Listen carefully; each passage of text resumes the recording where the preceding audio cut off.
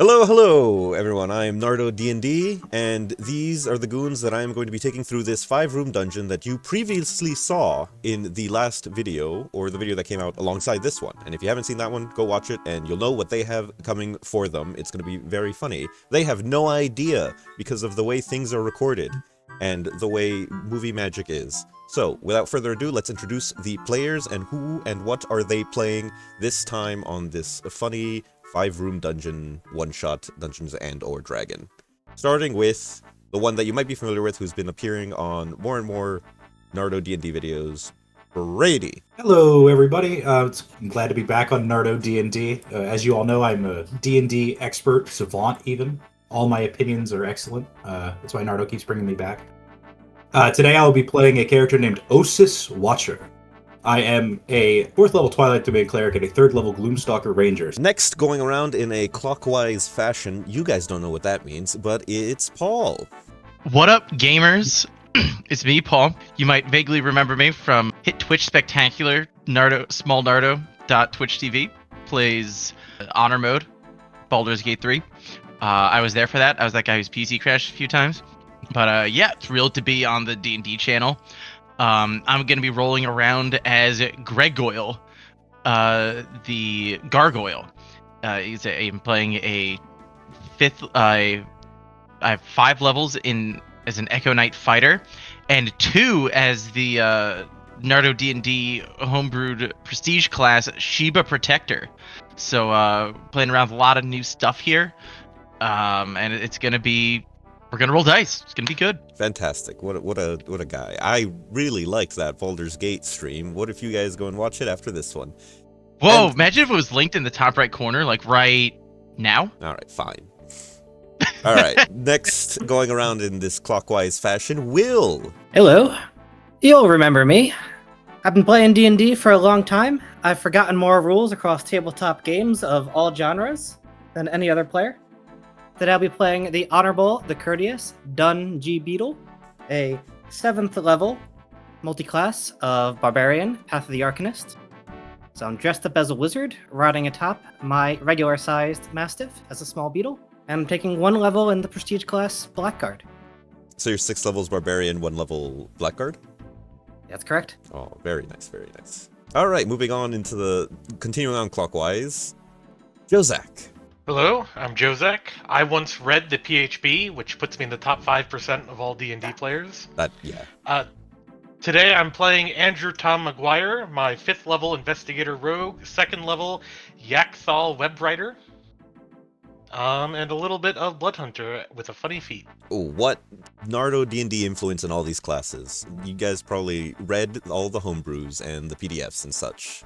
Definitely were not heavily influenced by me begging you to use my material to showcase in this funny one-shot. Surely. No comment. Fantastic. So, without further faffing about and introductions, I'm going to start DMing at you. Yeah, to threaten me with a good time.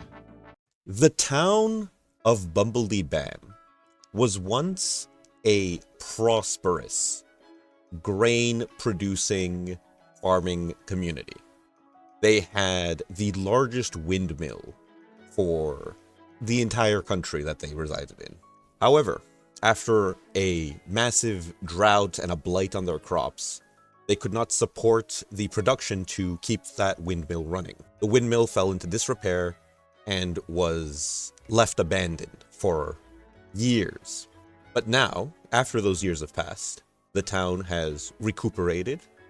Production of wheat and barley and other grains has resurged in this place, and now they want to go and check on that windmill once again and get it to start producing. However, when they go, the townsfolk go to check on this windmill, it is covered in thick, thorny overgrowth. Vines, not natural to the environment, to the local ecology, cover this massive stone windmill. And they cannot enter or approach it, really. In addition, many of their crops that have been harvested seem to be disappearing in the night. The town is flummoxed at this predicament So they send out word to the local governing body. However, it is slow to act, so then they sent out word to adventurers, heroes, and people who might come to help in exchange for pay from, hopefully, a now resurgent, bustling economy of grain production. That's where you all come in.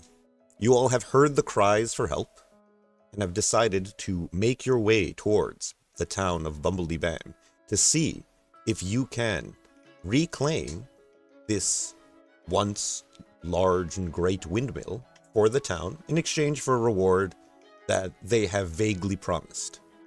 As you approached on the road through your various means, you were pointed out to the windmill, and before even entering to the town, you found yourselves staring up towards the windmill. Maybe some of you came together, maybe some of you came separately, but the four of you stand shoulder to shoulder, looking up at this towering, at least 100-foot tall windmill, massive in scale, very thin.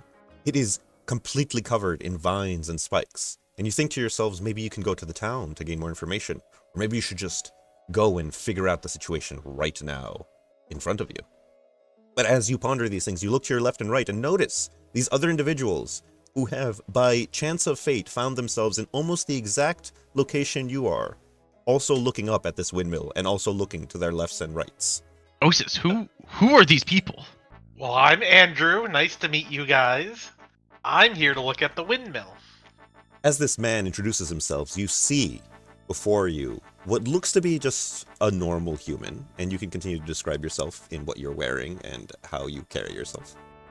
You see a perfectly respectable 5'7¼ average build man with fair skin, leather armor donning him, a pretty stuffed backpack on his back, and 6 eye patches arranged around his face, blocking various parts of his head. But not the 2 normal eyes that he wears. Yeah, no, my eyes are clear and free. What? Nice to meet you, fellas. Who are you? I am Gregoyle, says the, I want to say like 7-foot tall gargoyle in plate mail. He's made of stone, but is also wearing, metal plate mail for some reason. A normal size backpack, and by all means a pretty run of the mill gargoyle, except for the fact that he's walking around and also sentient. Does he wear anything on his belt or his back? Does he carry any weapons? He's got a few weapons, like a battle axe, a trident, a sack of javelins, and something else. I want to say it's a warhammer. So he's got all sorts of adventuring gear. Like a and walking armory. This stone metal construct is before you, and also, speaking like a man. Yes, and this is my ward, Osis, and he gestures to the cactus to his left. Almost as tall as he is, a humanoid figure, however, more plant than man. You can go ahead and describe yourself. Greetings, I am Osis, says the 7'4", roughly 500-pound cactus man standing next to the gargoyle.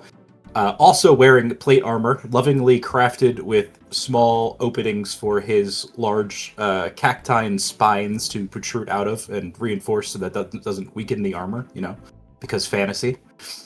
He has a rather large-looking wooden iron-banded maul in his hands, which he seems to be holding as if it weighs nothing. It's swinging around. It is engraved with images of wildcats chasing each other. And he stands pretty stoically and has a symbol of some religion hanging around his chest, around his neck. Sorry, describe it? Not his neck, his lack of neck, as his head seems to attach directly to his shoulders. Could you describe the symbol? Sure. It appears to be a symbol of a fireplace. Very nice. That's what you see before you. And as the three of you take each other in, you see each other, you notice someone a lot smaller riding what appears to be a dog, also in this group that has joined together to look at the windmill. What do they Greetings, see? gentlemen. Yeah. as the ant tips its wizard hat at you all. See, we've all been brought here on this fine day. I hop off. I'm done, and this is my last ration. The dog? Yes, that's his Are name. you going to eat the dog? No. I But hope he's not. your last ration. Yes. So you're going to eat the dog? No, I hope not. That shouldn't come to that. I've all this bread. You see? As I hop off. So then he's not your last ration. Oh, no. I've got, like, at least 10 here. But you said he's your last ration. Yes. Should it come to that. As the implication that the dog would be in last flies over the head of the gargoyle, the vines on the windmill motion and rotate around, almost living. Some of them are as thick as the cactus is broad, and they go all the way up. Those are mighty vines indeed. How tall is this windmill before us? About 100 feet, it is massive in scale. And the vines go all the way up? As far as you can see, yes. You can see the top, so yes. Is the windmill, like, the surface completely 100% covered? Can I tell this is a wooden structure or a stone structure? You can see, like, the vines move and shift. It's not completely covered. You can see stone work under the vines. This windmill seems to be made out of stone bricks, big ones, and small ones as well. There are wooden elements to the building. The door in front of you, a single door, not like a double one, has thinner vines covering it and shifting around it, and that is made of wood. So, This does not seem natural to me. are we all on the same page here? Yeah, no, these are not normal vines. Definitely. Burn we it can down go- and tell them we found it like that? No, that is not what we are. This is the town's livelihood. Seems a little too lively. But, alright. In that case, let's crack on then. Also, if we burned it down, we would not know the source of the incursion. Right. It would just grow back. Or worse. Anyway, we should be Right, ready. we could put And another one, no? Osis is going to raise a hand real quick and just swipe it across Gregoyle's face, and his eyes glow a little bit. And you're going to have advantage on the next initiative roll. You feel a surge of awareness around you as the magic that you are familiar with, being that this is your ward and he's done this before, flows from his fingertips into your mind. Thank you. Now, I'll be ready now. Be aware. If we're going in, then let's get ready. And I'll draw my short sword and lightly stab myself, What? dealing 1 point of damage. The blood that is drawn from the short sword into your arm? Hand? Where did you draw the Left blood hand into the short sword, in my right hand. It's light, but the blood gets drawn and sucked into the sword, and the crackling of electric energy starts to manifest across the blade. Okay. Gregoyle takes out his very normal battle axe and does not stab himself. As you all arm yourselves and you are seemingly ready for battle of some sort, you Yes. approach the windmill, I assume? Yes. Who takes lead? Who approaches the door first? It's just a single door, and many of you are very large, so crowding around it might be more difficult. Allow me, my stone form and broad shield will make me the ideal person to push through here. And he also takes out his very ornate shield that seems to have people dancing. With a And- depiction of a gala in full swing on the There's front the of one. the shield. It is beautifully ornate, and almost magically clean. So Indeed. Gregoyle approaches the door. Yes. Yeah, good. As you approach the door, you are now right in front of it. You can see that the vines on the door, a lot thinner as they are closer to the ground. The ones that are closer to the ground seem to thin out. They are thicker as you look more and more up towards the windmill. These ones are snake-like in thickness. They are all covered in thorns and barbs of varying sizes. Like some barbs are large and curved, other ones are needle-like and pointed, but they all share on the vine very unnatural patterns. They move while maintaining contact with the door, almost like a little wave. You see the doorknob. It is brass, and every now and then a vine will go and rotate over it and carry on in its undulations. So Gregoyle doesn't trust these vines. Yeah, anything natural like this, you felt.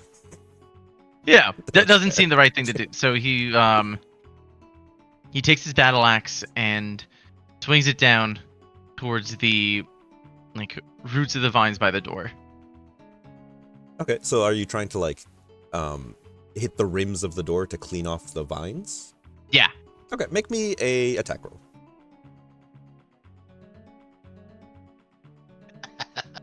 That is a nat 1, baby. That's fantastic. First roll of the night. That's exactly what I wanted to happen. As you swing your battle axe into the door, essentially, you swing, you cut through vines that are in the door and manage to lodge the axe firmly through into the other side in a manner that as you try to retract it, you can't for a second. Could you make me a dexterity saving throw at this point? Oh, that's one of the 3 things I don't have proficiency in. I think it's very fitting that the big rockman not very good at dexterity. However, that might be all right. With a +1, 16. With a 16, you manage to release your grip on the axe and jump backwards as the vines that you didn't hit snap out towards you, swinging their thorns. And as they swing, the thorns fly off of the vines, shooting in various directions. But you manage to move your shield in the way to block any errant thorns, and you manage to move backwards to not get hit and grasped by these vines.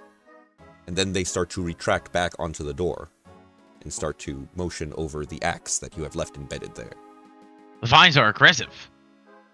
You all see this transpire, and yeah, you can make of it what you will. Stand back, everybody. I have an idea. We are. And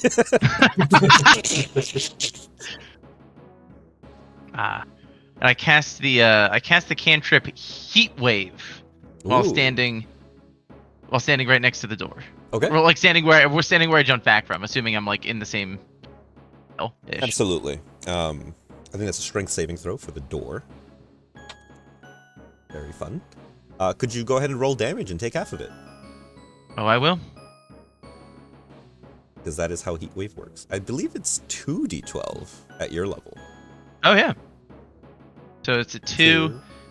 It's wow. A+ rolling dice tonight, chat. Rounded down, you'll take 7, 3 damage.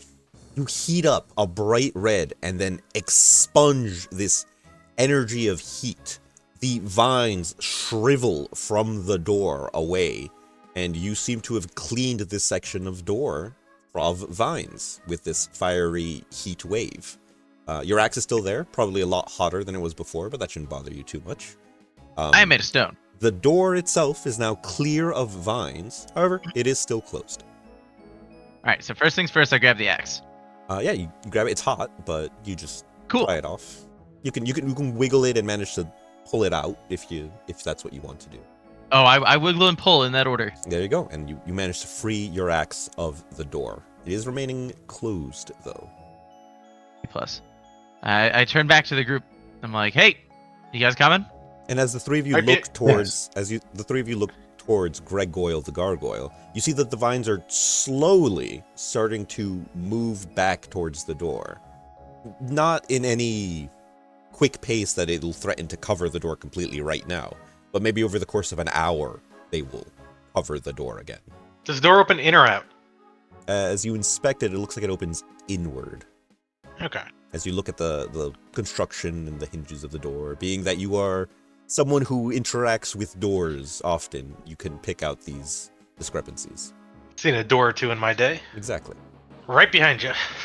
Alright, I open the door. Alright, you try the knob, and it not only feels locked, but you also feel some kind of weight on the other side.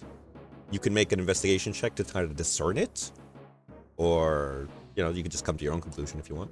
You know what? I'm gonna roll an investigation check. Okay. Alright, so it looks like a 3, but in reality it's a 2. Ooh. It's a heavy door. It's not opening. Maybe it's a pull. This door is impossible to open. Okay. It cannot be done. Let Let me take a look at it. Oh, if you insist. I switch places with him. I pull out my thieves' tools, and dealing with one problem at a time, I would like to attempt to pick the lock on the door. Okay, yeah. The knob is there. It's like a brass little structure built into the door. It has a keyhole in there. You take your tools out. You go ahead and attempt a open lock roll. Thieves' tools That'd be roll. Dex plus proficiency? Correct. Okay. Maybe you're like super proficient in it. Who knows? 12 plus 7 is 19. You stick your tools in there. You get a give from the first tumbler, a give from the second, and there's only 2, and it opens very easily. Witchcraft. Yeah. I try the door. As you open it, you can turn the knob fully now, but when you push, it seems to have something on the other side holding it closed. Okay. Would you like, you can make an investigation check to figure that out, or come to your own conclusion. I'd like to make an investigation check. Okay. Investigation, so 11. 11? You might think that it's barred from the other side, like someone put a crossbar on it. What do you Is think? there like a gap around the door maybe where I could like fit a lockpick or something and try to feel where the bar is or try to unlatch something? You need something. The lockpick itself wouldn't be long enough to fit to the other side of the door. That's fair. But with something else thin and long, maybe you could manage to figure something out. Okay. Andrew, I my know. good man, I reckon we just smash it right in.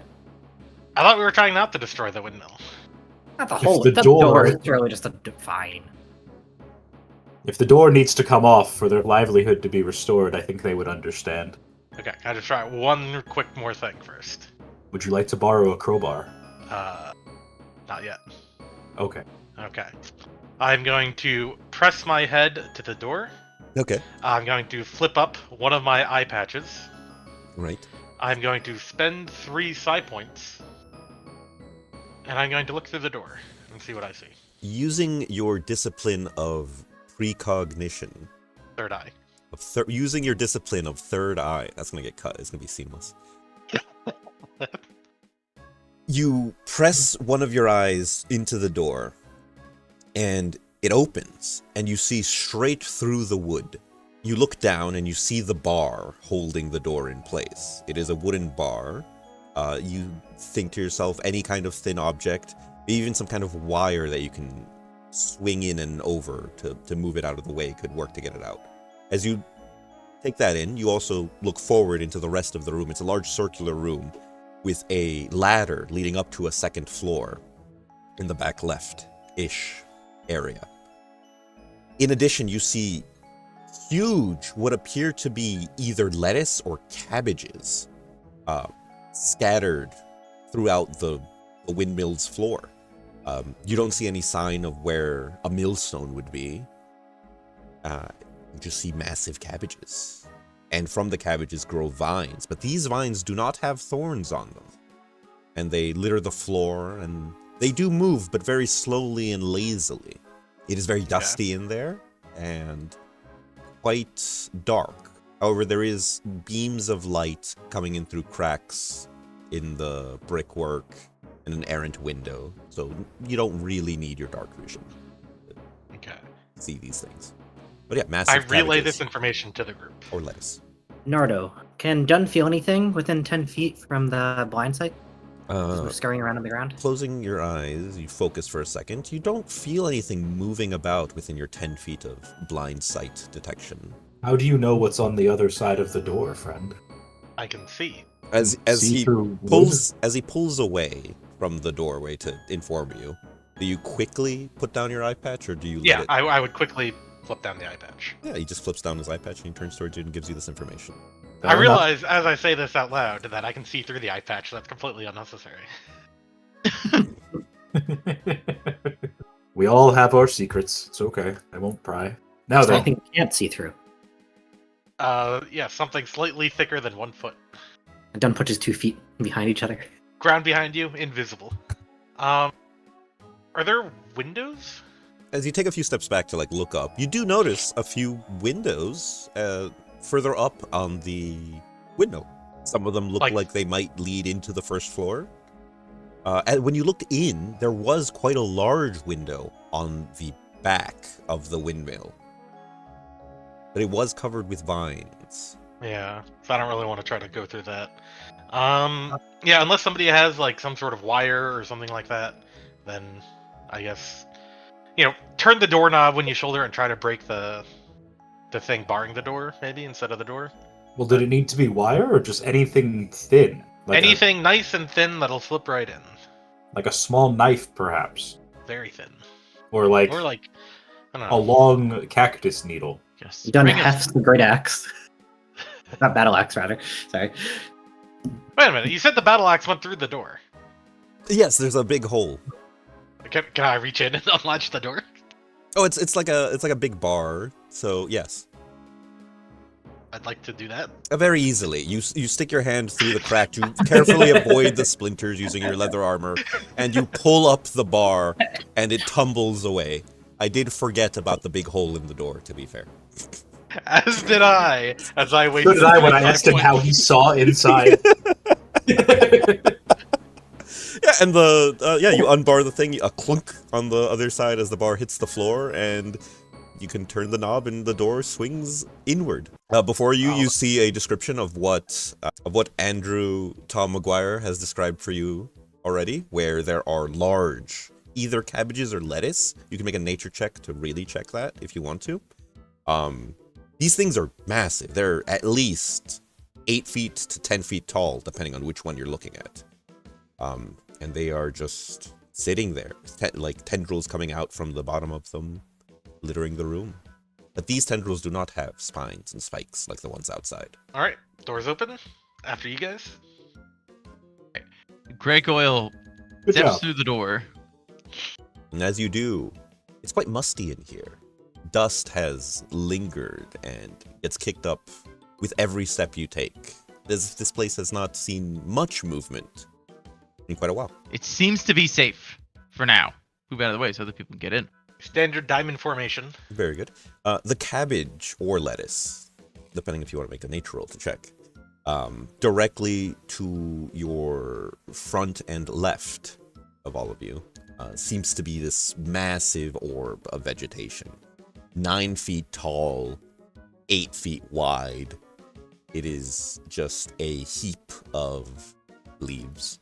Does it You think they're friendly? move at all? Do the vines attached to it move? The vines attached to it do lazily move every now and then, but for the most part, they stay almost like they're sleeping, you could think. Now, be careful. They might be moving slowly now, but they will lash out at a moment's notice. Yes, plants are good at conserving energy until needed. Now, I would like to. Osis would like to try to speak to the cabbage in Sylvan, and he's going to say, "Greetings, friend."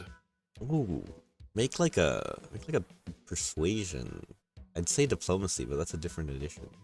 Persuasion. So +1. 10.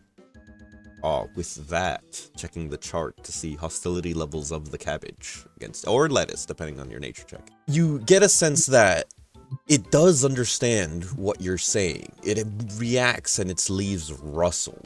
And as the leaves rustle, you get, not in Sylvan, but in some kind of more primordial, natural language. Do you speak Druidic? No. Okay, it's not that. Rumbling and low guttural sounds. They sound hostile in nature.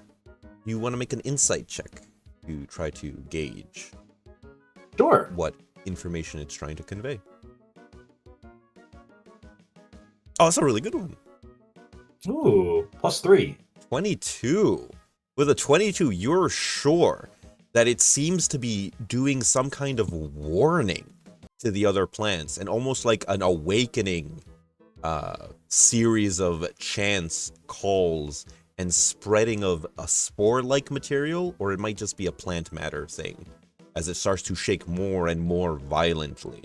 And as it does, the cabbage leaves unfold, and this large, humanoid, absolute, like very buff green body arises with a cabbage or lettuce, depending on your nature check, as a head rises from the cabbage, kind of like the like Birth of Aphrodite painting, if you've seen that. Look, it's on screen right now, but I censored the parts where you're supposed to censor. Like when she comes out of the clam, you know? Right. With this very Take buff, a look at that Greek chat. absolutely. This very buff cabbage-like man, or lettuce, depending on your nature check, arises from it, and he seems angry. And as you look around the room, the other cabbages start to open, and they also reveal these large buff cabbage men, seemingly angry. And could you all roll initiative for me? Ooh, which I have advantage on. So we have Tom Andrew Maguire with a 23, Dunn with a 16, Gregoyle with a 16, and Osis with a 10. And kicking off the initiative, Andrew Tom Maguire. What do you do as the cabbage men rise from their sleeping nature into a aggressive stance and posture? Yes, I will pull out a short bow and take a shot at the nearest cabbageman, but that guy. That guy. I'll use my bonus action for, I think it's called steady aim, or The normal rogue thing. yeah, steady aim, and give myself advantage on the attack. Okay, 14 plus 7 is 21. That will connect with the AC of this cabbageman. Okay, and then 1d6 plus 3d6 sneak attack. Nice. Plus 4, 21 piercing. 21 piercing damage. Write it down on the guy so we don't lose track of who has taken damage. You fire this arrow, and it impacts right in the chest of this thing. Gouts of green liquid and spore-like material gush out of the wound as the arrow goes clean through. As the plant matter and liquid subside, you can see straight through the hole you left, and you can see that it starts to close slowly. Okay. That reduces It's my action bonus, and I have no movement. Yeah, so you are all done. With that, it is done. Your activation to go. Dunn is going to pull out a large spellbook reinforced with steel along the boundaries. Ooh. He hefts it open and casts Flaming Sphere. Oh, I'm sorry, Nerda, really quick. yes. I did a sneak attack. Can I get a vulnerability? Yes, because of your rogue investigator subclass. Exposing truths. Yes. So, how does it work? You ask me something? Successful apply sneak attack. You may ask the Dungeon Master to disclose one vulnerability the target has. These things do not have a vulnerability. If the target has no vulnerabilities, you may make the target vulnerable to a damage of your choice until it takes that type of damage. I will choose bludgeoning. It is vulnerable to bludgeoning as you leave it shaken with your arrow. It seems to have weakened its constitution in a sense that if it got rattled by a bludgeoning attack, it would feel it extra hard. Okay, and then we go back to Dungy Beetle's turn. You pull out the book. Pull out the book. I cast the Flaming Sphere. I want it to appear. Yeah. Fantastic. And creature ends its turn. Okay, so on that, cabbage and or lettuce's end of turn might be in trouble. Okay, you let me know. I'm not quite Yeah. sure how Flaming Sphere works off the top of my head. Is that everything you're going to do? Will you like to move? That is everything I'm going to do. Or, no, I'm not okay. going to move. Stay far away. Gregoyle, your activation. What will you do? So I'm gonna fly over Osis because of I can do that with being a gargoyle. The ceiling here is about 20 feet up. However, these things are each about 10 feet tall. So do with that information as you will. I will still fly over Osis. Yeah, perfectly fine. You got about 6 feet of clearance between you and me. Direct and land right next to this guy. All right. As you land there. Oh, that's a viney spot. Yeah, could you make me a dexterity saving throw? Okay, this is canon because Gregoyle isn't smart. I knew what that spot was. That's a 9.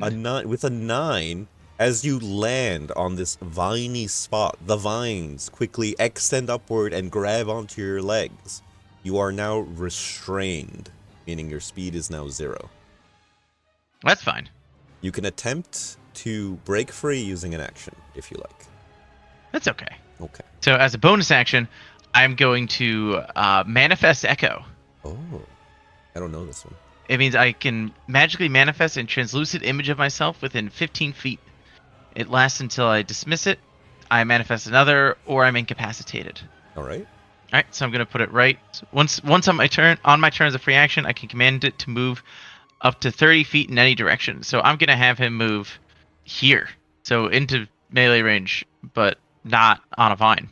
Okay. I'm gonna save that plank for later, and I will take. Yeah, now that we've taken care of that, I'm gonna take the attack action against the cabbage man who has me entwined.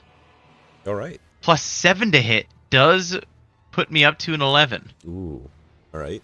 As you swing your battle axe with an 11 to hit, this thing, in an almost martially trained manner, raises its forearm to deflect the blade of the axe upward, and taking the bludgeoning part of the hit, now that it's rotated it, on its arm. It looks like it's winding up for a punch.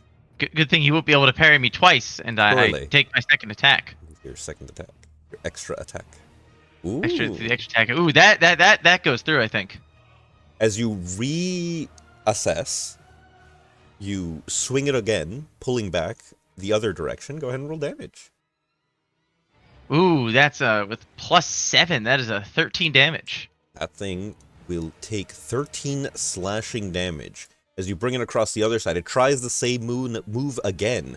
However, you rotate to compensate your axe, and just the cutting blade edge of it impacts against its forearm appendage. And it lets out a gargling sound of pain as green goo spills from its wound. You're not sure where the sound's coming from, as it has no mouth. Yet it still manages to scream. And because of my weapon mastery, I get to make it make a Constitution saving throw. It got a 15 on its save. My math says that it's not prone. Okay. Because 8 + 7. It's 15. No. Yes, my math was wrong. I'm right. He's prone. Sure. You have knocked this creature prone. As yeah, it's fine. You knock this thing prone, and now it is more vulnerable than before. Incredible. I have brought value to this combat. Fantastic. Turns over. All right, now it's their turn. I'll start with the one that was knocked prone immediately. He will use half of his movement to stand up. Nice. And then use his... I'll do the movement for all of them first, and then we'll go into the attacks afterward. So all the cabbage men rotate towards you. The two that are in melee with you, Gregoyle, and Gregoyle's Echo, will attempt slamming punching attacks at you. Your Echo is just a normal target. It is attackable. Yeah, it has a different AC than I do. Okay, so we'll go from there. We'll do the one on you first, on Gregoyle proper. Two fists come flying from this creature. I bet they do. Yeah, that is going to be a 10 to hit. Uh-huh. And a 19 to hit. The crazy thing is they both miss. Oh, as he throws his punches, you are a bastion of resilience. And your armor takes the brunt of this force, and you parry away the other with your shield. Very shrimply. Now, against your Echo, this thing also throws out two punches in an angry manner. That is going to be a 19 and a 10 again. Can't change the past. Wow. Does that hit your Echo? Actually, the Echo does have less HP, or less armor class, so it does hit. The 19 does hit. Okay. The 19 hits. Your Echo is going to take 15 points of bludgeoning damage as the fist impacts against him with some kind of force. Well, the crazy thing with the Echo is it's got 1 HP of maximum hit points. Does it just disappear? What happens? It does, in fact, just disappear. Okay, fantastic. The Echo is dispersed. How many times can I do that? I have no idea. I don't know how Echo Knight works, and I refuse to learn. It seems too neat. That thing all the time. Okay. Okay. Cool. So he gets poofed away. Yes, he gets poofed away. We're gonna move him over here in case you summon him again. Yeah, I can't imagine that'll happen. The remaining cabbage men seem to grab their cabbage heads, or lettuce, you haven't made the nature check yet, seem to grab their heads of cabbage, lift them off their bodies, and almost immediately regrow new ones out of their shoulders. They then take their heads and huck them at you lot like a bunch of ranged weapons. That is going to be 4 attacks, and there's 4 of you, so each one of you will get a head of cabbage thrown at you. Or lettuce, depending on your nature check that you haven't done yet. So, 1 into Gregoyle is going to be a 26 to hit. That gets through his bulwark. Aw, take 14 points of bludgeoning damage as a treat. Into Osis, it's only going to be an 11 to hit. Nope. Into Dungy Beetle, 27 to hit. It absolutely hits. Okay, you're going to take 14 points of bludgeoning damage. Oh. Into Andrew Tom Maguire, Yep. that is going to be a 20 to hit. 20 will hit me. And that is going to be 14 points of bludgeoning damage. These... Uncanny dodge to 7. That is perfectly reasonable. These heads of cabbages or lettuce come flying in at you all, and they impact with the force of a sling bullet of a size that is a size of a head of cabbage. So quite impactful. And they seem no worse for wear as they have just thrown their heads, as they've regrown new ones already. They seem to stomp their feet in a manner and maintain how they are. That's them. And now it is Osis's turn. You all should have been plant men. They don't see me as a threat yet. That's why they didn't hit me with the cabbage. Okay. My Maul of Celerity is going to glow. The cats are going to glow a green light. And Osis plants his feet in sort of a sprinter position, and despite his size, begins to run swiftly, as I'm going to take the dash action as a bonus action. Very cool. Now, I get plus 10 feet of speed on my first turn because of my Ranger ability. Your Gloomstalker funny meme. My Gloomstalker ability, yes. It's all about taking the initiative. Yeah. So that means I can get 80 feet with my dash, correct? You tell me. Well, so 40 feet of movement, and then dash doubles that, correct? Well, you just get an extra 40 feet. Okay. Yeah. It doesn't double it. So, It's 40 plus 40, not 40 times 2. Correct. understood. Which is Technically different. different. 5, 10, 15, 20, 25. How do diagonals work? Your diagonals are 5. You're fine. You could have 25 right there. They're 30. 35, yeah. 40, 45, 50, 55, 60. You know what? And I'll come all the way around the back of the span. Okay. For a total of 70, Fantastic. right? Or 75, 70. And at the end, he plants his foot and turns all of that forward momentum into a spinning strike with his maul. And I'm gonna roll to hit the man. Turn that kinetic energy into more kinetic energy. And that's correct. I hope you hit. So it's going to be 11 plus 9. Ooh, with a 20 hit? A dirty 20 will connect with this guy. Beautiful. So, I'm going to hit him, which means that my maul is going to do 2d6 plus 6 damage. However, I do get to re-roll that because I do have Savage Attacker. Or I could just get to roll it twice, I guess. So I can either have 7 or an 11. I think I'll go with the 11. 11 sounds So better. Bold choice. That's going to be 17 bludgeoning damage to start. Very cool. Very cool. Now, on my first turn as a Gloomstalker, actually no, just once per turn when I hit with a weapon, I deal an extra 2d6 psychic damage as they are surprised by the speed and ferocity with which I strike. I guess. Fairly so, being how fast you moved. Yeah. So that's an additional 7 psychic damage. Fantastic. And because I am a student of the Ogre Might fighting style, Ooh, I know where you got that one from. Go check out the I'm feats going video. to use precisely Naruto D&D. I am going to use the Wrecking Ball feature. As long as I have moved at least 10 feet in the same turn, I may add 1 point of damage for every 5 feet I moved. Ooh, So 70 divided by 5, if I've done my math correctly, 14. 14 extra bludgeoning damage. Very Damn. cool. So in total, that will be 38 points of damage into this guy.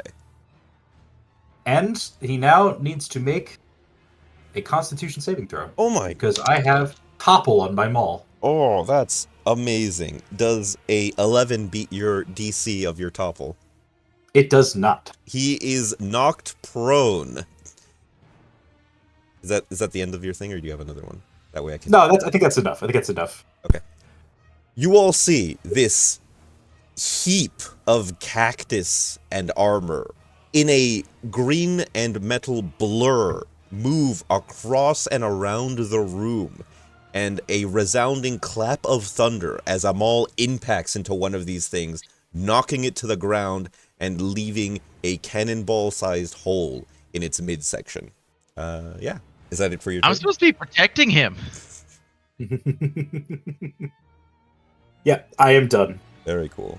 As you finish that move, out of these cabbage men, from their backs, start to crawl out little cabbages.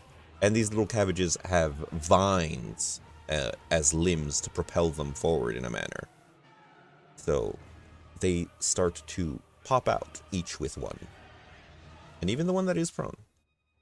Pop out one of these little guys. And each of them will move to the closest thing. So these little cabbages roll and flail towards you all and will attempt to assault anyone that they ended next to. So that is going to be one towards Dungy Beetle. That is going to be a 18 to hit you. That hits. And you can take 4 points of bludgeoning damage as they whip you real good. Against Gregoyle the Gargoyle, that's going to be a 12 to hit you. A 12? Oh, that's hilarious. All right. And then 3 into Osis Watcher versus a 15 and a 6. No, sir. And then a natural 1. So none of those managed to breach your girth. Like that. Yeah. And that is their go. It is back to Andrew Tom Maguire. What will you do in the current situation you find yourself in? Being the cunning man that I am, I'm going to move like this. All right. Well, not as to not provoke an opportunity attack. Yep. Very reasonable. Sorry to interrupt, but before we move too far, I do have a thing that when I get... It says when I'm struck by a melee attack, Yeah. I can inflict damage with my spines. As a reaction? I wasn't struck because they missed, right? No, that could be considered a struck, depending on your dungeon master. And I will say yes. Cool. So can I inflict my efficiency bonus as piercing damage to one of them? Yeah, which one? The one directly in front of me. All right, as he comes to swing, you manage to move your bulk where most of the spines you have angled through your armor are, and he impales himself on them and stops moving as he goes limp and falls off of your spines quickly after. Thank you. Sorry, Andrew Tom Maguire, you may continue. Go ahead. You're good. I will draw my short sword and stab this man. All right. Why do you have advantage? Because he's vexed from my short bow. Oh, very cool. So that's going to be 16, I think, to hit. A 16 will connect with this guy's AC. Nice, nice. And then because I had advantage, it's sneak attack. Correct. What's the D4 for? Lightning Oh, damage. yeah. So it's going to be 22 total. Okay, so the 21 points. Or sorry, no, not 22. 26 total. 26. So the 25 points of piercing damage get inflicted. And as this thing... You stab into this thing. Into the hole you made with your short bow. And you carve downwards, splitting this thing like a tree. Or a cabbage or a lettuce. Depending on the nature check you haven't made. And as it looks like its constitution is about to fail, as it's about to start to go limp, the lightning that you inflict seems to cauterize wounds, fix itself, and it looks like it gains energy and power from it, healing itself almost. However, it's not enough to counteract the amount of damage you do. Oh my god. So you do manage to kill this thing as it falls dead before you. Thank God. I would be so upset. It's How funny would it have been, though? pretty good. So, there you I don't know go. have to look up how to turn all that lightning off if I can. And then as a bonus action, I will make a spot of web like a spot of web, like right there. How do you shoot the web over there? It comes out of the wrist. You aim your wrist and a glob of web fluid flies across this battlefield, apparent to anyone who's paying attention, and it lands in a heap over there. And best turn. Okay. After Andrew Tom Maguire, it is Dungy Beetle. Dungy Beetle, using a bonus action, is going to roll the Slamming Sphere into this cabbage and/or lettuce over here. Okay. Fantastic. It's like under him. Does he make the save now? He makes the save now. Okay. That is going to be dexterity, right? Yes, it's a dex save at DC 10. 19 today. Okay. So half of a 2d6. Okay, so he'll take half of 7, which will be 3. That one has taken. And then that much time. Dungy Beetle Rounding down himself today, eh? will then make a walk over here. Okay, could you make me a dexterity saving throw as you step onto the lines? I can. Really, Dungy Beetle is the best at dexterity saving throw. Oh, fantastic. They try to wrap around your legs, but you manage to avoid them and you are not restrained. Okay. And then I'd like to make an attack with Battle Axe here. Go on. And if I were to describe it, it would be recklessly. Go ahead. Yeah, you hit. You And on a hit, I'd like to deal fire damage to it through Blackguard. As you notice, Dungy Beetle looking a bit more fiendish. As you... Okay, so you deal 1 point of fire damage. You can go ahead and roll the battle axe's damage. Yes, I'll do that as well. So the Battle Axe is... Very funny, very funny. Very, very funny. That'll be It wasn't. It'll be an 8. An 8? How's that an 8? 6. 1 plus strength. You have 20 strength? I do. Very impressive. So that is 6-7 points of damage total. You swing your battle axe and it gets just mildly ignited by a flame that you channel from the imprisoned fiend-like entity that you have somewhere in the far distance that you have subjugated to provide you with this power. It doesn't have as much impact as you wanted to, so you might have words with that thing as you ready your second attack in your attack action. You're attacking recklessly. Go ahead and have advantage. I am, yeah. I didn't click fast enough. So That's how I was 8 going to do it separate. Yeah. An 8 plus 8 plus an 8 is 16. connects with this thing. And this one does not get that funny bonus from Blackguard. So that it only gets a 12. Deliver 12 points of damage this time. Sometimes you think to yourself, you don't even need that thing that you channel the power from, as with your own strength, you swing in again, impacting into this green mass of creature, and inflict more than you just did with the other one. It gushes out its green goo over you, and you seem fine about it, with no bad effects thus far. Turn. All right, Gregoyle, what will you do in the situation you find yourself in? So, bonus action. I'm going to make my mirror image man right like here, try to distract those cabbage lads. Okay. And then a regular action for now, we're going to keep it simple. And I'm going to bash this guy in front of me probably twice. Let's see. Let's see, so the first 7, that is a big 24 to hit. That will connect with this thing. All right. And Cabbage or lettuce. yeah, so I'll just roll damage. D8. Oh, Ooh, that's the big most it can be. 13. Massive 13. No, 15. 15, exactly? Yeah. Oh, amazing. So as you swing into this thing coming down overhead, you saw the other ones regrow their heads, but that's only when they plucked them. You cleave your battle axe coming down on this thing, cutting the cabbage head in half, and you keep going with little resistance straight through the rest of the body as you cleave him in twain, leaving him unmoving afterwards. Cool. So are we now like no longer entangled?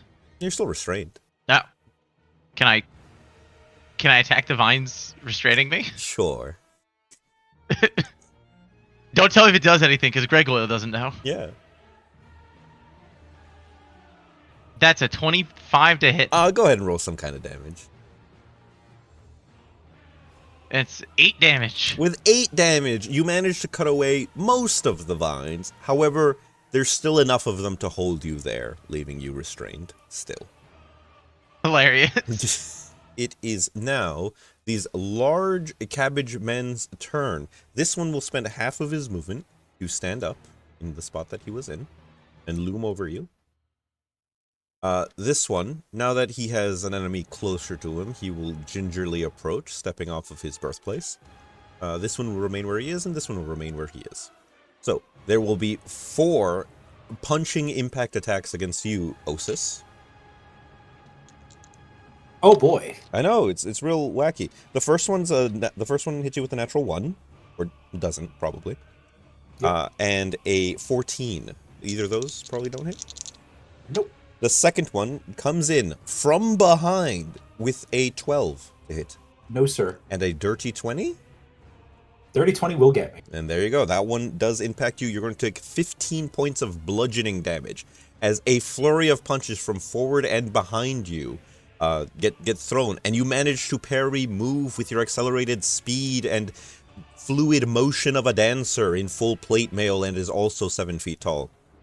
However, it's not quite enough as one of the fists do impact you, and it carries a lot of weight to it. 15 damage worth. The other 2 will remove their heads and huck them at the nearest enemy that is not Osis. So that will be Gregoyle and Andrew Tom Maguire. Okay. So, into Gregoyle, that is going to be an 18 to hit. 18 does not. Oh, so he misses with his cabbage head, and it flies past your Echo Knight and impacts into the wall behind you. And into Andrew Tom Maguire, does a dirty 20 connect with you? A dirty 20 will connect with me. And it looks like if you manage to move in a certain manner, it will impact against the thing behind you. However, you think of that too late as it impacts into your chest, and like a cannonball, inflicts 14 bludgeoning damage into you. Uncanny dodge to 7. Very fair and allowed. And that is their turn. I don't think they do anything else. It is Osis's turn. What will you do? You're in quite a predicament. I would like to, as a bonus action, cast the spell Zephyr Strike. Ooh, funny. So, my cactus feet begin to swirl with some kind of energy, gust of wind, perhaps. And moving does not provoke opportunity attacks. I gain plus 30 feet of speed for my turn, and I get advantage on my next weapon attack, which does some additional damage. It's kind of a crazy ranger spell that I didn't know existed. Sounds amazing. So I can now move 60 feet. Okay. And I do not provoke opportunity attacks. Fair. So I'm going to go 5, 10. Can I attempt to jump over this vine? I'll give you advantage on the dexterity saving throw because of your super fast Zephyr Strike. Okay, cool. Surely you're proficient in it because you're a ranger, right? Nope. Was I supposed to get that when I leveled up into ranger? I don't think so. No. Not as cleric. Then no, definitely not if you started as cleric. All right, so that's a 15. A 15 will pass the save. You are not restrained as the vines try to grab you. However, you're just too quick for them. Cool. 15, 20, 25, 30, 35, 40, 45, 50, 55. All right. And I'm going to crack this man with my maul. Give him some crack. So I get advantage because of Zephyr Strike. Very cool. Oh, that's a nice one. Yeah, so it's going to be 18 plus 9. That'll So I connect. think that hits. Cool. So we're going to do a lot of damage. So we're going to do 2d6. But I'm going You're to a roll that savage twice and take attacker. the better one. Yes, I am. I am savage. I would be impressed if you roll a better one. I mean, I have to try, right? Oh, absolutely. I was close. Ah, so close. All right, so 11 plus 6, so that's 17 bludgeoning. Okay. And then because I'm a Gloomstalker, and he's just so surprised by how fast I move, that's 2d6 psychic. Yep. So another 6 psychic damage. Yep. And then another 1d8 from Zephyr Strike, which is force damage. Funny. I have so many numbers. So 5. Yeah. You don't do lightning, do you? And no lightning. Oh, okay. Carry on. Be cool. But and then I moved, what was that, 55 feet? 55, 11. So another 11 bludgeoning damage just from how quick I move. And then please make a Constitution saving throw. Now let me add all that up. Let's do the Constitution saving throw first. So that is going to be a 16 on the Constitution saving throw. It meets. All right, so we let the other guy fall when he meets, so let's make this guy also get knocked down. So you deliver a total of 39 points of damage to this guy. That's pretty good. It's not nothing to shake a stick at. In a blur of motion, the cactus man speeds across the battlefield once again and impacts with the sound of a thunderclap almost. The maul impacts against another one and knocks it down to the ground, while the ones that he was in melee with are left befuddled and looking around to see where their quarry has gone. Anything else? Second attack? No, I don't do that. Oh, you don't do those things. Everything is put into that first strike, which I think is enough. It's funny. I like it. I'm done. Okay. It's the little goon's turn. Out of this guy's back, a little goon crawls out. As this one and this one as well. They will move towards the closest individual. Dungy Beetle, correct me if I'm wrong, but wouldn't that space be where the flaming sphere is? Yeah, because he was on the thing. Yeah, sure. Yeah, They run into it. Dexterity saving throw? Yes. Oh, that is going to be an 18. Ooh, so half of 2d6. Nah, minions don't take half damage. Okay. 10, 15, 20, 25, 5. Well, certainly he's not a minion, just a guy with one health. He's just a guy with one health sometimes. Alright, so the ones that are next to guys will attack those guys. So Dungy Beetle, you will receive one funny attack with a 17 to hit you. Yes. That does hit you. So that will take. Yeah, it does. That will inflict 4 bludgeoning damage onto you as he whips you through your fire orb as he leaps under and through it in a daring fashion. There are going to be 2 attacks coming at you, Gregoyle the Gargoyle. That is going to be a 14 Hilarious. and a 17, trying to inflict they- damage on you. They bounce off me as if they were never there. There you go. And the one on you, Andrew Tom Maguire, will attempt to hit you with a 10 to hit. That will not hit. Oh, he tries, but you're too nimble and quick like the dodgy spider. The one on you, Osis, is a natural... I've rolled so many natural ones against you, Osis. They don't want to hit me. I'm one of their people. And he tries his darndest, but he just ends up prone. I will use my reaction to impale him He's on dead. spikes. He dies in a manner fitting of his role. Andrew Tom Maguire, your turn. What will you do in your present situation?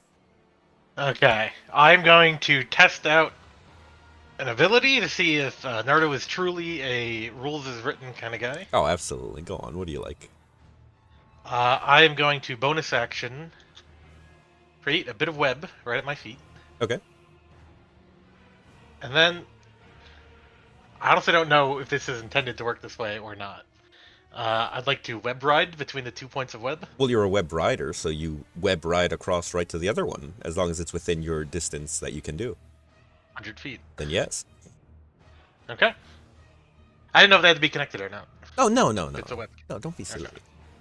Okay. You see the Andrew Tom Maguire spit out a bit of, or thwip out a bit of web at his feet to center himself as he uses it to catapult himself across the room, landing safely into another pre-set up bit of web on the other side.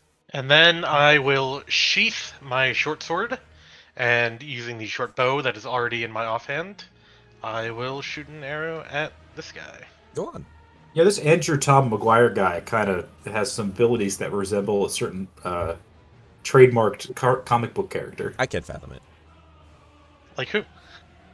Batman. 22 to hit, A 22 will connect. and that'll just be the flat 1d6. Just 1d6. Yeah, so 8 piercing damage. Nothing too crazy about that. And he's a little vexed. He's a little vexed. He's a little That's vision questioning vexation. at how you got there so quickly and avoiding all the funny vines.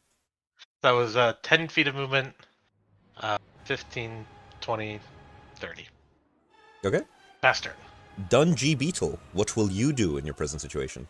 Dungy Beetle will shout Magic Missile, entering a rage, causing the flaming sphere to disappear as he loses the ability to concentrate. Correct. Wait. And then he's going to turn into some kind of ethereal force as he walks 1, 2 over this guy, 3, 4 over this other Guy. cabbage and/or lettuce that's small. Yeah. Each of them taking 2 force damage. Fantastic. You fly through these as you fly in your ethereal missile-like energy state. You blast through these cabbages, leaving nothing but shards of leaves behind. As I land where I am, I take my battle axe and swing at the cabbage next. All right. 17. That was an 8, right? Yeah. 17 will I connect. forgot what the numbers were. Okay. And dealing the fire damage. This is the first attack of the turn. Boom. Your axe comes down and it splatters this cabbage creature or lettuce to several shards of leaves. And with that, I'll pass turn. After Dungy Beetle, it's Gregoyle the Gargoyle. Am I still entangled? Or no? Yeah, Am I free? yeah, you're absolutely entangled. Okay. Do I get a saving throw against it that I just haven't been taking? You can spend an action to try to free yourself, or you can keep attacking it with an attack. Can't you just like swap I feel like places with you're your gonna suck it up and take the action unless I have a way to. Actually, oh wait, no. I've a meme that I can probably just do. Okay. Oh, cool. So as a bonus action, instead of using my action to get out bonus action, I swap spaces with my echo. All right. Whoop. You're no longer entangled or This restrained. is bonus action. Then I'm going to. So it's 15 feet of my movement. So it's still have 25 feet of flying because I'm a level 5 gargoyle. Alright, so 5, 10, 15, 20, 25. Yeah, so then I'm going to fly in that manner over Okay. here. The little funny cabbage man will take an opportunity attack on you. Oh, I bet he will. It's a natural 1. Ooh, that actually spectacularly misses. Yes. Carry on. And I'm going to swing 1 attack at each cabbage man. All right. So we'll go to the one on the right first. Alright, that's a whole bunch. Do we need to roll damage? Or does You he just smash him with the blunt side, creating a crepe of leaves. Alright, and I do it again. This Does time, a a- style of pancake is left in his wake. Oh no. Leaves. Yes. We're gonna. You know what? Just because it'll be fun. Right? Oh wait, no, I used my bonus action already. No fun. No I'm done. fun. The creatures will go now. The large cabbage men. This guy will spend half of his movement, as is tradition, to stand up. These are looking confused in a manner. And this one was just shot at, so he'll turn 5, 10, 15, 20 to there. These two will throw cabbage balls at the nearest enemy. So that will be Gregoyle the Gargoyle's Echo and Gregoyle the Gargoyle. And then this one will try to attack you, Osis. So Give starting... him a look that tells him he better not. Alright, starting with Andrew Tom Maguire, he will swing 2 cabbagey fists at you. That is going to be a 13 to hit Misses. and a 16 to hit. As a reaction, Oh?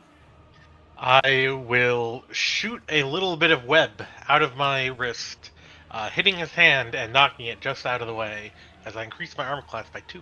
You avoid the impact of this blow, knocking it out of its trajectory that would hit you in a quick and deft manner. Against Osis, 2 attacks. First one being a 21 to hit, That'll do it. and the second one being a normal 20 to hit. That'll also do it. You're going to take a total of 30 bludgeoning damage, 15 from each Ooh. of those hits. These 2 large ones that are not in melee with anyone will attack who I said before, Gregoyle's copy and Gregoyle himself. So first on Gregoyle himself, that is going to be a 26 to hit as the cabbage head goes soaring through the air as it quickly regrows another one. Oh, 26 does in fact break through my impenetrable defense. All right, it's going to inflict 14 points of bludgeoning damage to you. And now the other one will throw its head at your copy with just a 14 to hit. That That does not. hit the Just AC. phases through him for some reason. It goes, but it does not impact the actual form of it. And you manage to stay fine the entire time. And then it is Osis's turn. What will you do? After these blows impact against you, leaving large dents in your armor. I am going to use my bonus action to say a quick prayer to my goddess and cast a spell. Wizard of some sort. So I hold up. Osis holds up his holy amulet and says, "Diana, protect me." And a shimmering purplish field envelops him as I cast Shield of Faith, Ooh, increasing my AC by 2. very nice. And what would you like to do with your action or movement? I would then like to go ahead and just swing my maul at this gentleman in front of me. Go on. So I... Boom. Oh no! It's a natural 1. What goes around comes around. You swing at this man of cabbage or lettuce, and he motions his arms in a manner to avoid the attack, and he does so by deflecting it away from himself. And you're left a little off guard. And that's it for me, because I don't want to move. There you go. That's it. That's Osis. Then it is the little funny guys' turns. So each one of these guys will produce another one of these little things. Bloop, bloop, and then they will all move towards people and try to make attacks. So this one's already next to someone. This one will move towards Gregoyle. These will go 5, 10, 15, 20, 25. 5, 10, 15, 20, 25. Not quite reaching it. And yeah. So the ones that are next to someone will make a melee attack. So into Gregoyle's copy, that is going to be a 9 to hit. Ooh, that does not. 2 into Gregoyle himself. That is going to be a 6 and a 17. I think both miss. They do. 1 into Osis is going to be a 16. Nope. You want to use your reaction? I would. He dies as he tries to inflict damage on you. However, your spiny points inflict more damage into him as he impales himself on you. And 1 into Andrew Tom Maguire. 6 to hit you. That will miss. And they attempt their hardest, however, they manage to inflict no damage and suffer casualties against the group of heroes. And now it is Andrew Tom Maguire's turn. Okay. With my short bow in my left hand, I will again draw my short sword in my right.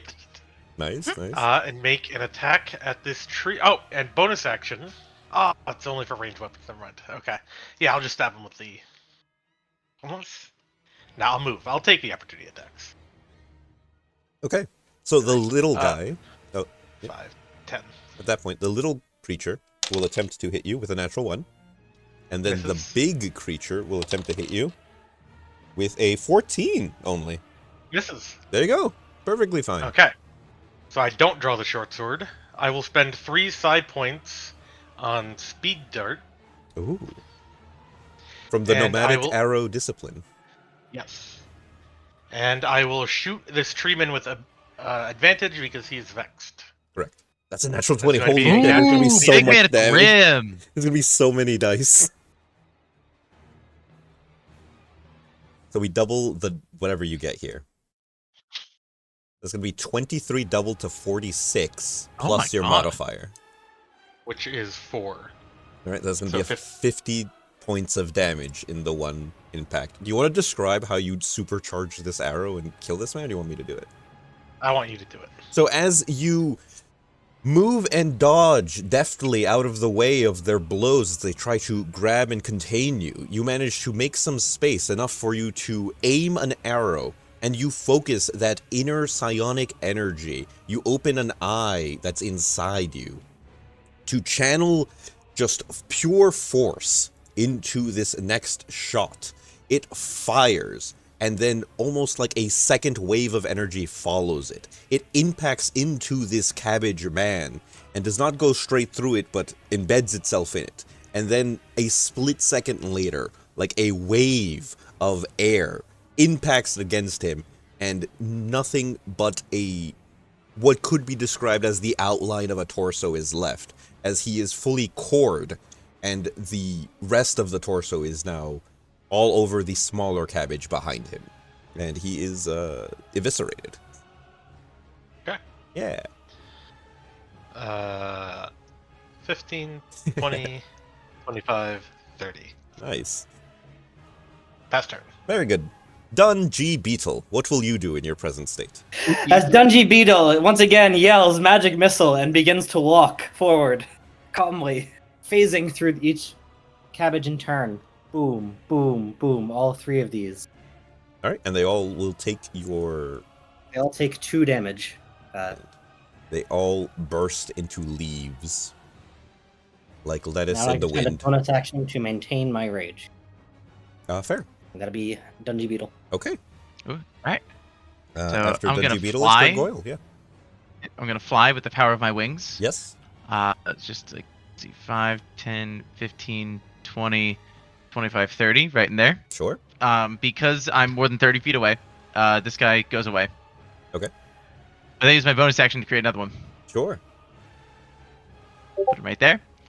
And then I'm going to use my attack action to axe the one on my right a question. All right. Go ahead. All right, so first question. Ooh, that's like a 10. He knows the answer to this riddle as he parries away your blow with cabbage and or lettuce-like martial capability. But does he have a retort to the follow-up? Let's see. He's Yes. heard this one as well, as he moves his arms in the way to parry away your axe-like blow. So I think that's your They're too movement, good your for me. action, and your bonus. I think you're done. Yeah, man, A+ participation in combat here, chat. You're doing great. The large tree goons will go. These two will...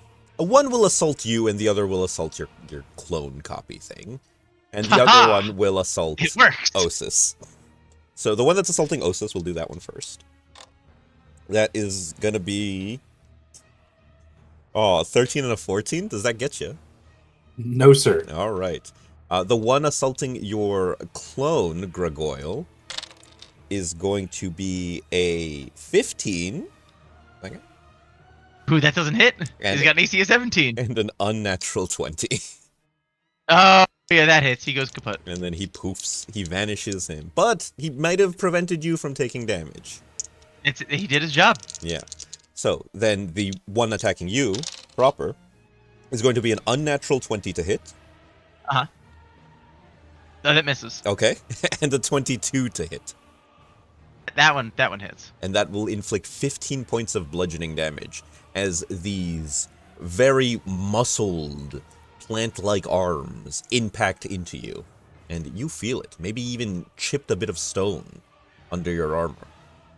Unlikely. Leaving But I did the feel it. equivalent of a bruise on you, maybe. Oh, okay. I'll take a bruise. All right. Mark it And down, chat. 1 bruise. one bruise. It is Osis's turn. What will Osis do as he watches? That's what he does. Yeah. I think that he's just going to continue with his normal. Oh, you know what I'm going to do? I'm going to mark this creature in front of me as my favorite enemy. So I'm gonna You use hate him. my Hunter's Mark ability as a bonus action, which just means I'll do more damage if I hit him. And then we're going to try to hit him. Go on. 25. That will absolutely connect with this thing. Excellent. So let's see how much damage we do with the maul. Oh, you can do better It's either than a that. 6 There you go. or a 9. I'll take the 9. Fair. Upside So- down. Turn it upside down. Turn that frown upside down. Yeah, so that's 9 plus 6 bludgeoning damage. Okay. Plus a nice 2d6 psychic damage. Because he's He's surprised. Ooh, that's a fair bit. Another 11. And then what is Hunter's Mark? I An was extra just looking at D6. it. An extra d6. For an extra 6. The most it Big can rolls. be. Yeah, you're rolling hot on these dice. So that Really? is going to be 32 points of damage delivered to this guy. Do you want to describe how you polish him off, or do you want me to do it? Oh, you could do it. You love it. I do love it. As you swing around this lightning fast maul with the grace of a person who can swing a maul very easily. It impacts into the side of him, and for a moment, his head is looking at you, and it continues to look at you, but it starts to fall down and down as you have removed his midsection. As the cabbage's head falls downward, the rest of his body moves to the left, impacting into the floor and sliding across into the wall, dead. Nice. There you go. You have movement left? Yeah, I'll start moving. 1, 2, 3, 4, 5, 6. There we go. Nice. To go support my friend. Yeah, it's important too. And I'm done. And now these things will produce little men, and they will assault Gregoyle. Except Right, this they'll one, try. who 1, 5, 10, 15, 20 will assault Osis. So the one on Osis, who a 15, who hit you. No, but I will Alright. use my reaction to kill him. He dies. That is now 4 little cabbages stuck to my body. They're just stuck there. You're starting to amass a nice thick layer. 2 little cabbages will attempt on Gregoyle. 15 and an 11. Does that kill you instantly? I don't think it does. Okay, so they tried, they failed. And with that, it is back to Andrew Tom Maguire's turn. Oh, this guy did not go. No. 5, 10, 15, 20, 25. All right, carry on. Woohoo! Okay. I will take a moment using my action if necessary. You can let me know. I'd like to examine this ladder and the space therein. Do I reckon a 10-foot creature that might be especially adept at fitting through spaces could ascend to the next floor? Yes, you look at the top, you look at the ladder, you think based on your knowledge of your own abilities that the creature that you can call forth would be able to fit through the hole if it tried hard enough. Is that an action to investigate that? No, you just look. You just look at the size of the hole, and you're like, yeah. Yeah. Well, I don't know. Maybe look in the action. I'll step looking over eyes. here, and I'll try to stab a man with a sword. Okay. You know, no, that's absolutely stupid. I'll create a spider. Oh, that's so much better. Because that's my action. Ooh. You create this monstrous creature as you shoot out a bit of webs onto the floor. They open up almost like a portal to another realm as this monstrous spider-like entity, larger than a horse, crawls out and looks to you and almost wags its abdomen in glee. Bonus Horrifying. action. I Swat it with can- newspaper, please. I'm pretty happy, honestly. I'll skip my bonus action. All right, that's fine. It's allowed. And then, fighter's turn, because it goes right after me. Immediately after you in initiative order. It will try to whack Plant Boy. Okay, go ahead. Roll its attack. You have its stat block. Yep. With a 13 to hit. A 13 will connect with this thing. Okay, that is going to be 8. So that will be 6 piercing damage and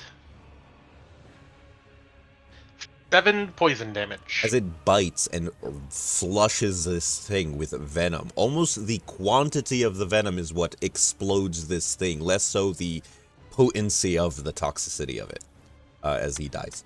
It's got 30 feet of movement. It seems to not like the taste of the cabbage as it starts to skitter and chitter its mandibles to get the lettuce leaves out of its mouth. Well, I can suck it up. 5, 10, and then 15, 20 to get up the wall a little bit. I can do that, yeah. And then 25, 30. Sure. Like that. I like there. Yeah, it's like on the side of the wall. Yeah, I want it to look very unnerving. Like, This is such... Wait, that's so cool. And past turn. Yeah, spider. yeah, you just I can't believe I haven't heard of the subclass before. Oh, are you... If you paid $1, then you too could play Yactol Web Writer. On Oh the my God! members only You know? Naruto D&D channel available to all members. Oh And look how man, good it is as I single-handedly carry this combat. Oh, you're doing man, pretty I know well. what I'm doing as soon as this session's over.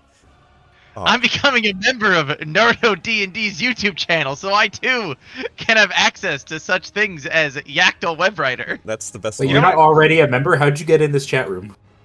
You know my favorite thing to do on Naruto's D&D YouTube channel? It's just to refresh videos until ads pop up and just watch them over and over again. I like clicking all the ads. I like using that fun hype function that we don't know how it works, but it makes me feel good. I still don't have Yeah. access to that. I Yeah, tried chat, to you can check mash it on that the hype phone. button at any time. We're live, right? Sure. Pass turn. All right, what a great turn. I think that turn had plenty of good moments to it. Dungy Beetle, what do you like to do? Oh, Dungy Builder loves walking. Oh, go on. Right at the spider. 35, 40. All right, that's the first 35, and then he's going to dash. Sure. What's happening? Okay. Yeah, this thing is about, like, 10 feet up from the ground, and it's a large spider. Yeah, I'm gonna throw a book at it if I can use that bonus action attack as a, As a range. That's where. What? Yeah, you can swear it's been 15 minutes. Wait. That's when all the moms stop watching, so it's okay. Uh, Yeah, sure. You can just attempt a book. You can manage to extend your reach in a funny manner that makes it so that you can assault this thing if you want. Go on. Okay. Since it's not a thrown attack, then that'll be 20-ish, 3? 3, yes. Yeah, 23. 23 hit. Yeah, there you go. And because you can't change the past, that'll just be a 10 damage. 10 bludgeoning damage at your funny guy. You see it this. takes Yeah, there you go. You see this figure dash forward towards your spidery friend and hit it with a book in a manner. All right, with that, Gregoyle, what will you do now in your present situation that you find yourself a little surrounded? well, if only I had a spell that hit all of my surroundings. All right, this guy's like one closer to you because he attacked you. Yeah, there you go. If only I had a way to hit all 4 of these guys at once. I can't fathom any. Wait. And if only there's a cool cantrip I could use. Just kidding, I used it already. I can't even like pretend to allude to this chat. Yeah. Use it already. So you I can't use it cast- again. I cast heat. Wait, what do you mean? It's a cantrip. Yeah, go on. It's a cantrip. You're okay. Yep, it's free. It's free, chat. It is free. What is that? Strength I saving cast- throws? Oh yeah. I cast heat wave. Ooh. All right. So that is strength saving throws for all of these. The first little guy will get a natural 1. The second little guy will get another natural 1. Okay. Then the Man. large tree, the first one that has taken damage, will get a 22, and the other tree will get a 15. Oh right. Yeah. So the little men explode. Okay. They both But fail. it does seem that the trees have made the saving throw. Fantastic. Still roll the damage. Ooh, you're gonna take a respectable 9 points of damage. Huge. So you heat up your body. This spell is used more in an emergency sense, so you know the consequences will burn you but a it was bit. fun. You expend the heat, burning away all the little creatures. However, the cabbage men, martial in nature, manage to shield themselves from the attack, and it being a cantrip, there is no half damage. Well, it would have been funny. Yeah. All right, and bonus action. I'm going to create a man. Oh, fantastic. So yep, pass turn. All right, it is their go now. They will just assault Gregoyle. I understand. Because he's there. And he just did a little fiery thing. The clone, it looks like you exactly, right? Like it's not ethereal or something. It looks like you. It's translucent, but it's okay. me All in right. every sense of the term. Okay. Yeah. I'm just seeing. I'll make like a little intelligence saving throw for the guy that has the option to. He gets a natural 20, so he will attempt both of them to assault you. So Okay. the first 2 attacks into you are going to be a 13 Okay. and a That 25. That one hits. Okay, and the next 2 attacks will be a 9 Hilarious. and a 17. Ho ho! That's So pretty good. only one connects with you, and you're going to take 15 points of bludgeoning damage. They start to punch in a rapid manner towards you, muttering some kind of sounds in their weird guttural speak. As they throw the punch after punch at you. One of them connects soundly with your chest, leaving probably another bruise-like equivalent to whatever a Could be a gargoyle bruise. suffers. Yeah, that is their go. It is Osis's turn. What will you do, Osis? What indeed? Your best friend in all of time, Gregoyle, is being assaulted. I think the best thing to do would be to hit him with a spell. Yeah. Fireball. So, You're right. Right. You know what? I'm not gonna do math. Fuck what we ball. Big. Do it as big as you need to. There you go.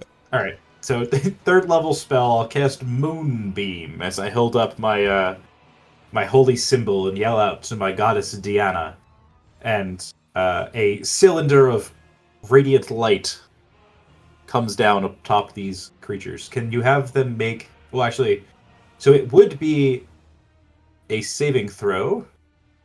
Can they transform? Is that what you ask? That would be funny. They're not transformy kind of guys. Yeah, so they need to make a Constitution saving throw. All right. First one gets a natural 1. It's like it's Nice. traditional at this point. And the second one gets a 14.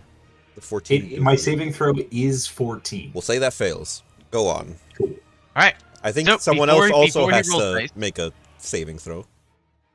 Right. It's Gregoyle. Yep. Oh, nice. Oh. That's probably good. This is peak. So All right. before any damage dice are rolled, as my Sheba Protector Prestige class allows me to, I'll use the maximize ability. So the damage is maximized. Because you are being hit by the spell.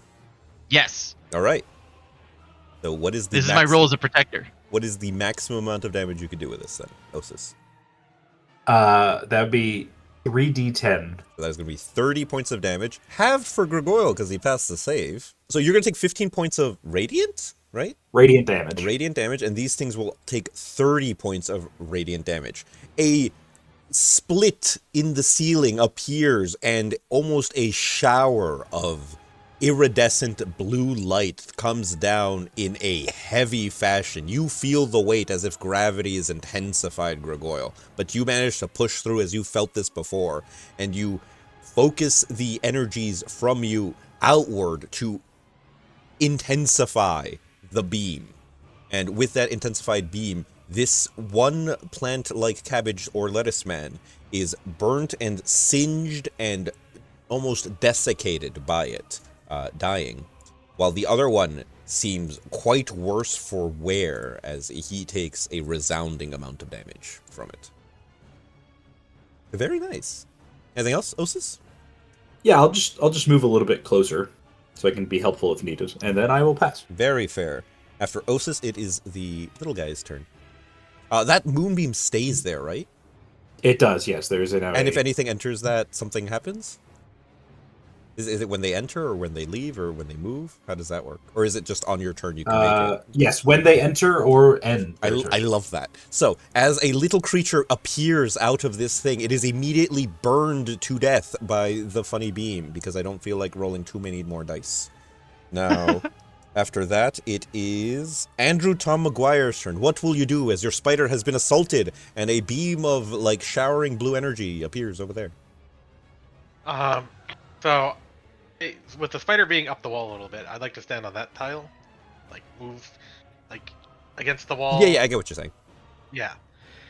And I will attempt to push Dung G Beetle Okay, as I yell out in spider tongue, "Run, Charlotte, run!"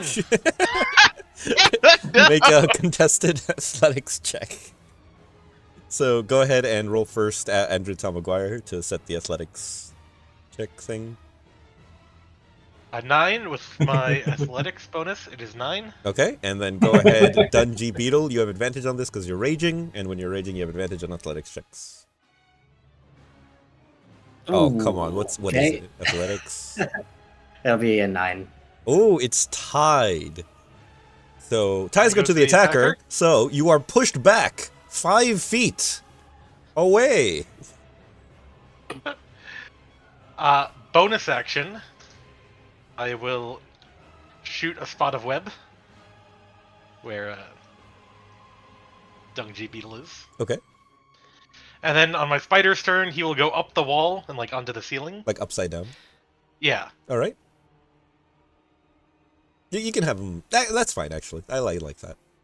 He's And on the then ceiling, he'll well out of reach. He'll shoot a bit of web, like there.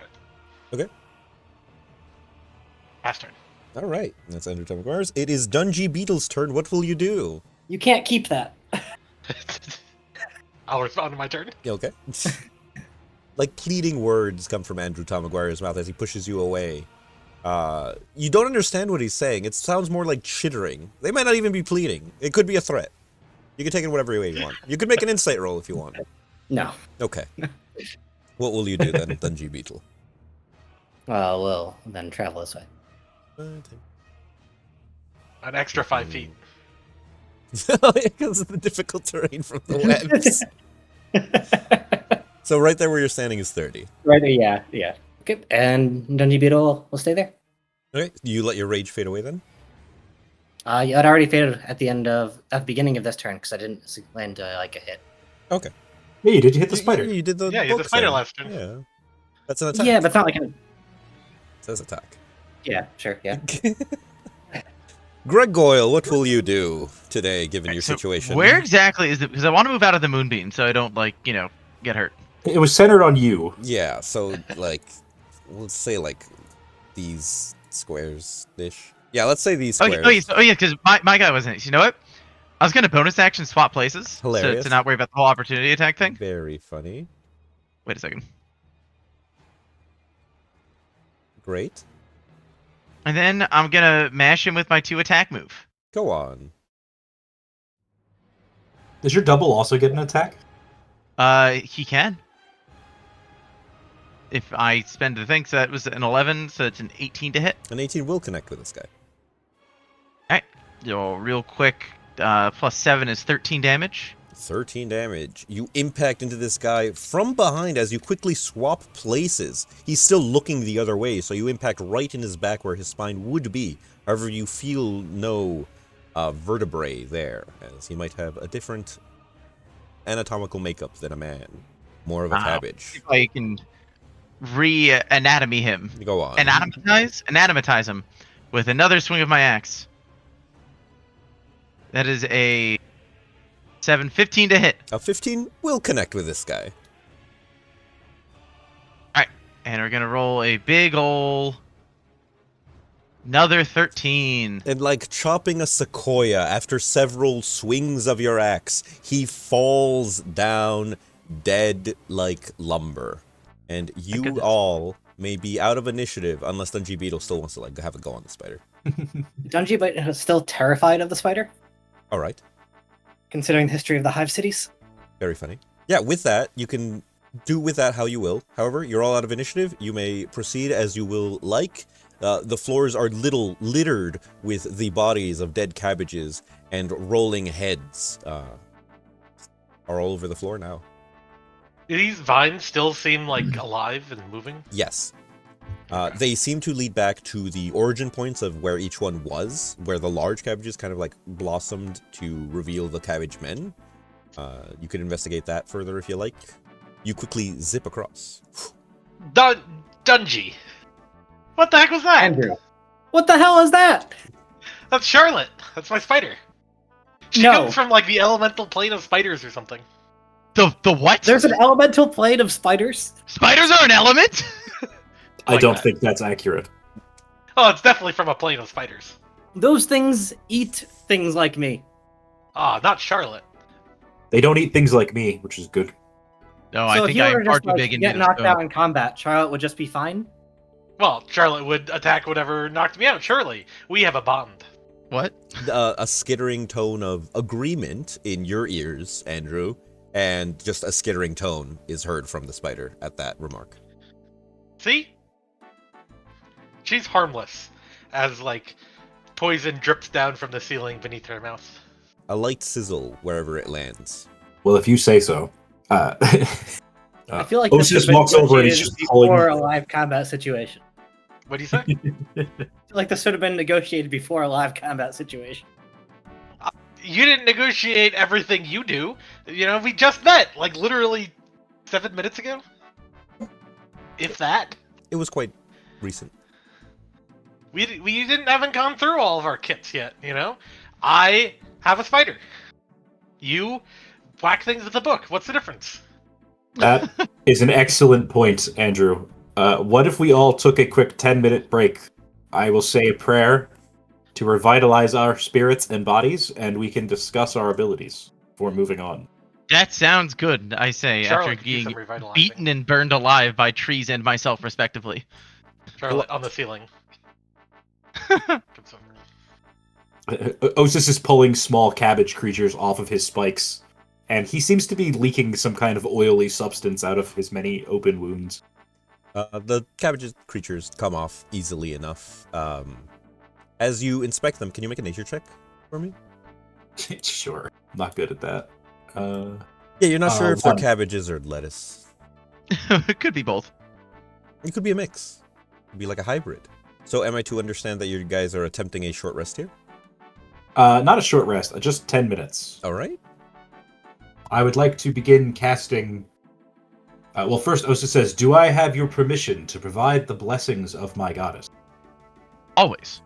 Who's your goddess? Diana, goddess of hearth, home, and travelers.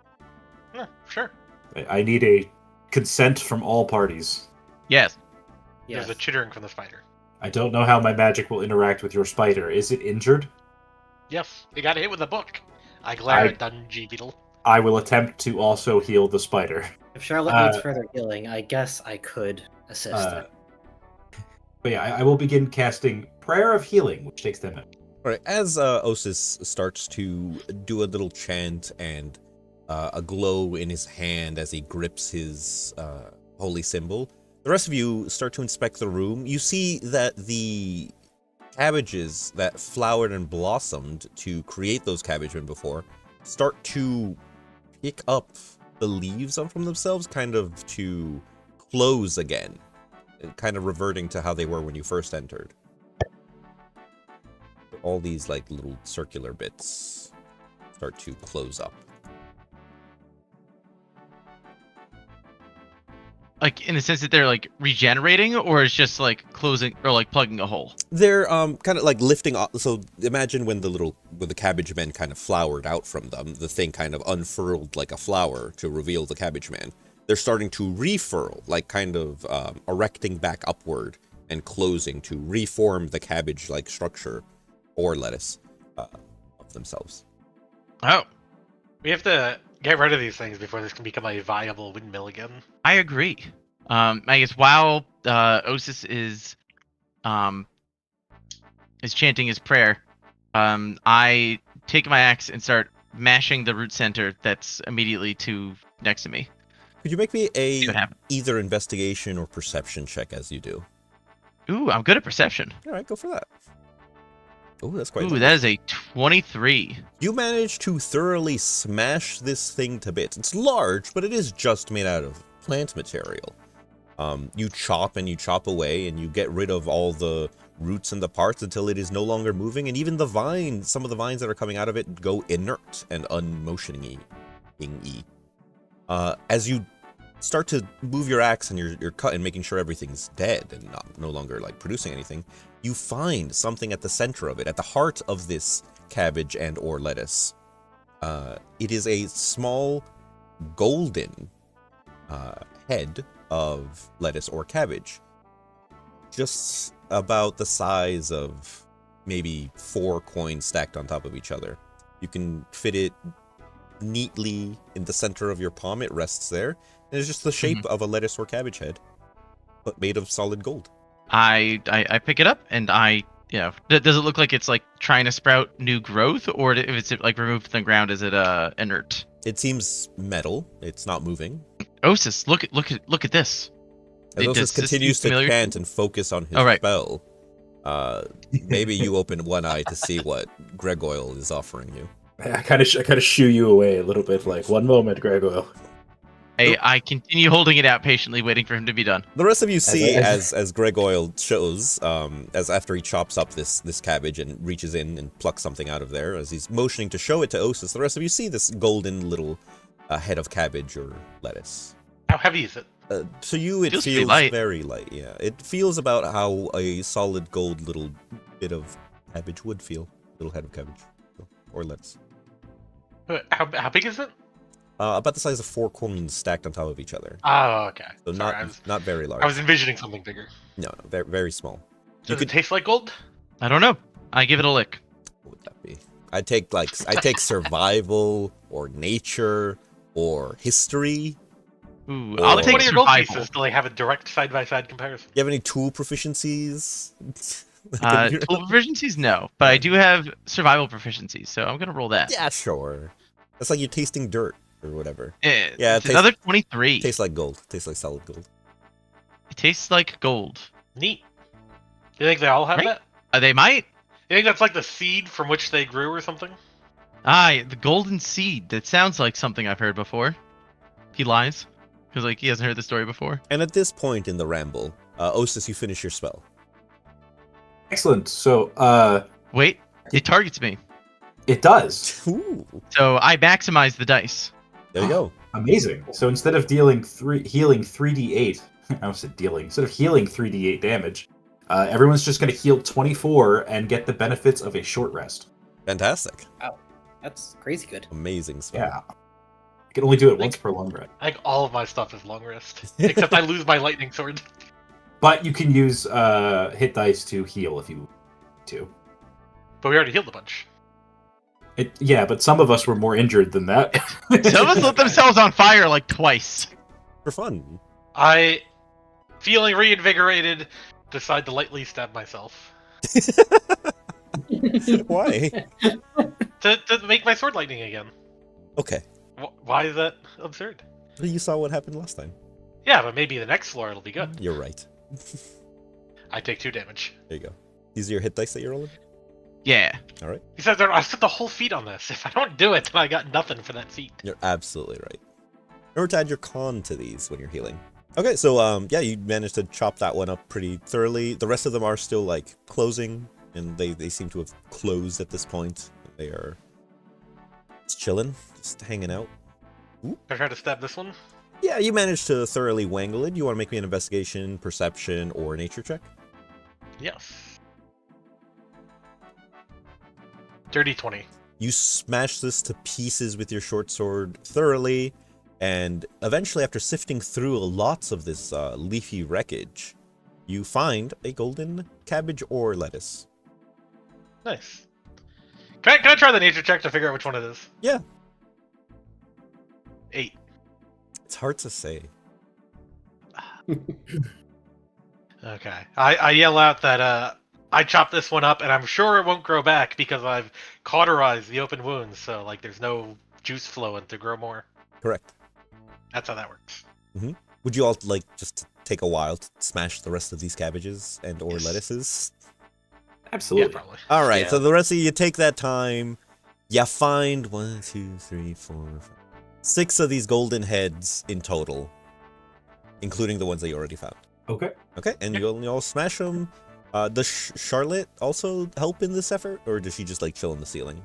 Chill on the ceiling. All right, yeah, and you find the golden heads of cabbage or lettuce, as I said, as I described. I vote we I'm give vote- them all to one person, so only one person has to write stuff on their character sheet. And I vote it's not me. I can hold them if you like. That sounds good. I hand My mine lord. to Osis. There you go. Also, you can add 6 little golden heads of cabbage or lettuce. All right, what are you guys gonna do now? There's a ladder. So what's at is the top of the ladder just an opening? Is it a hatch? It looks like some kind of opening, like open area, like it goes straight through. If you squint a bit, you can see more dust, the vague hints of foliage, leaves up there. Leaves are interesting because you have not seen too many leaves, mostly just vines and thorns. Cabbages. You guys want Charlotte to check it out? I think that would be best. I mean, she's already there, you know? Yeah. I'm also going to re-up my Vigilant Blessing on my Shiba Protector friend. Oh, that's So you get the advantage on initiative. right. The spider goes up, and you don't really have a Sneakily. way to like telepathically communicate with it, do you? No, but like I'll tell it like go there and then tell me what you come back down, tell me sneak up there, Okay, and make then a. come back down and tell me what you see. Could you make a stealth check for the monstrous spider for Charlotte? That is going to be a 10. A 10. So it sneaks up, looks through the hole, kind of skitters away from where it's visible for a minute, and then returns back through, kind of squeezing its body through the entrance and exit way of there, and starts to crawl back towards you to relay the information. It relays that it looks like it is a dusty room, bisected, a dusty room that would be of this size, except it's bisected along the middle. There seems to be some kind of machinery that she didn't recognize there, and that there are lots of thorny vines along the wall. There's also a big trough full of gross-looking food in there. I relay the information to the group. All right, and as you see Andrew Tom Maguire chitter away at the chittering of this monstrous spider, he turns towards you all and relays what the Charlotte has said. There is something unnerving about that, but also thank you for your work, Charlotte. I agree. The trough of like weird gross food is likely used to feed something unpleasant. If it's unpleasant like these were unpleasant, I think we should probably kill it. I think that's the right thing to do. So, would you guys want to go up the ladder now? Maybe fly up the ladder. Ooh, I could fly up a I'm ladder. growing warmer to the idea of just setting this place on fire. We've already cleared this area, and we are no more worse for wear in the long run. Yeah. Perhaps we should adventure upward. Yeah. Besides, it's a windmill. How many floors could there be? Absolutely. At least 5, I'm guessing. I don't know, that trough's looking pretty tasty the way it's drawn. Very Christmassy. I was thinking salad. So as you all ascend the ladder, you see the trough that was described by Charlotte. It seems to be full of watermelons and strawberries and tomatoes in pretty good shape. There seems to be some kind of device or set of machinery. Looks like they're used for grinding and something into a paste, and there's a large vat connected to the whole thing. Maybe that's where it's dumped out, you can assume. Also, but there is a small scale, but just half of the scale, coming out of this wall here. Looks like if you place something on it, it would get weighed down. I give the room a quick once over, looking for a 3-gallon size jug and a 5-gallon size jug. You don't see any 3 and 5 gallon size jugs anywhere. You do notice, however, this wall is covered in thorny, spiky vines, like the ones outside. Does the wall go all the way up to the ceiling? Yes. And Companion Andrew, correct me if I'm wrong, you are human, correct? Yeah. Do these mills usually grind vegetables? I mean, you can grind anything. Okay, Hold up. good to know. as you Do pierce... you know what this machinery is for? I do some sort of roll to see if I know what the machinery is. Yes, sir. Do you have any tool proficiencies? Yes, I have navigator's tools and thieves' tools. That's not gonna help. You can make a investigation or history check. I'd allow it. Okay. 18. Let's call it history. Yeah, as you approach it, you've been to a mill before. These aren't usually what you find at a mill. These are more like in the sense of wine crushing machines, more than anything else. They have cranks that push and squeeze, presumably grapes down, and then that would be collected in a vat. And it seems like there are pipings and brass or copper fittings that seem to feed into this large vat over here. It's quite tall. It's about 10 feet tall, this vat thing. So you'd have to like come up to it and lean over to look into it to see if there's anything in there. However, it looks like these two things are used for crushing and squeezing things into that vat. Is the machinery like hooked up to the actual windmill? Like, is there a turning rod going up through the ceiling or something? There doesn't seem to be any turning rod that you found thus far in this windmill. There was no millstone on the first floor either. I mentioned that at the... Yeah, you did mention that. Yeah. When we got this job, did they mention like did they specifically say wheat or flour or whatever this mill is used for?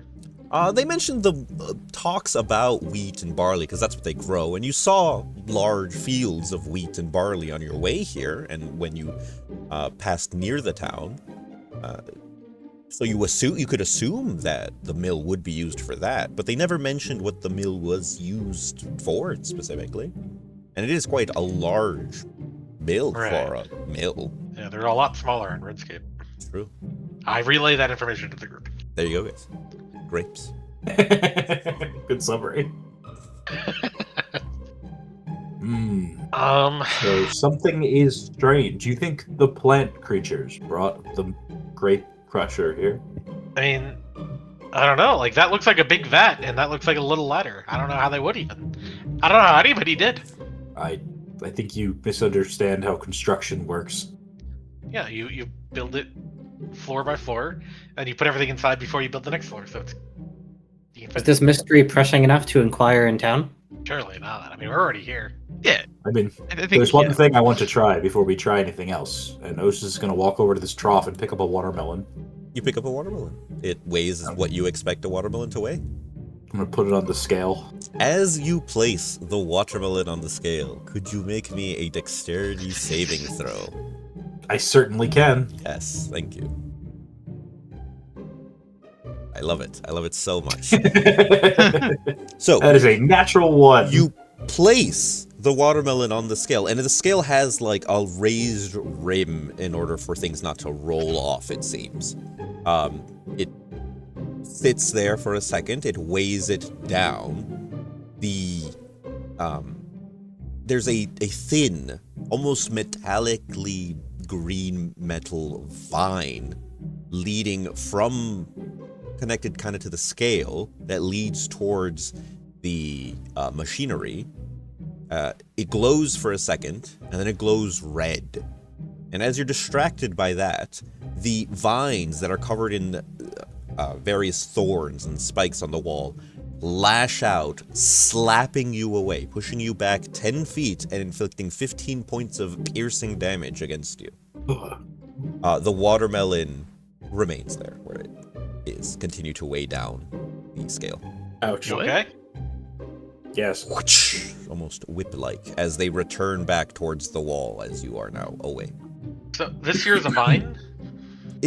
As you look at it, it seems like a vine. It's shaped like it. However, it's almost metallic, but it still has curves and little leaves growing off of it, but they seem almost iridescent and green instead of the normal green of a plant. Uh-huh. While we're talking, my spider's just gonna make some webs occasionally. Yep. It's completely legal. I pull out and sip a healing potion. Yeah, that's completely legal. Close up the wound. 2d4 plus something. 2. Standard healing. What is this box here? That looks like a door, but it's covered in vines. Okay.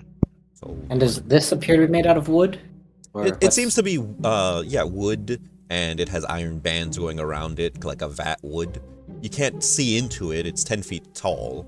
It doesn't go all the way to the ceiling, but like if you went up to it and like peered over, you'd be able to see inside. It does have an open top. As far as you can tell. Maybe from this angle it'd be harder to, especially since you're quite small, standing at a strong 3.5 feet tall, I think. I walk over here and close my eyes. Can I feel anything moving through these? Nothing moving. Nothing moving in there besides just some kind of sloshing liquid, maybe? But you don't get anything there. Andrew, can you see through these? Sure. I will bonus action, give myself dark vision, and then action, or wait 6 seconds, then bonus action again, I'm not sure which. Spend the points to let myself see through things. What are you trying to With- see through? Because you can see. Wait, are these open bins? Well, they're you can. So they're like squares with made of like wood and metal, like metal bands. They have cranks on the outside of them that seem to squish things from the side with a mechanism. Like you put something in there and it'll squeeze it, and then it looks like the juices will flow from these using some kind of copper or brass tubing into the vat over here. Is the vat open top? Yes, the vat is open top. However, it's just 10 feet tall, so you'd have to like go up to it to peer over.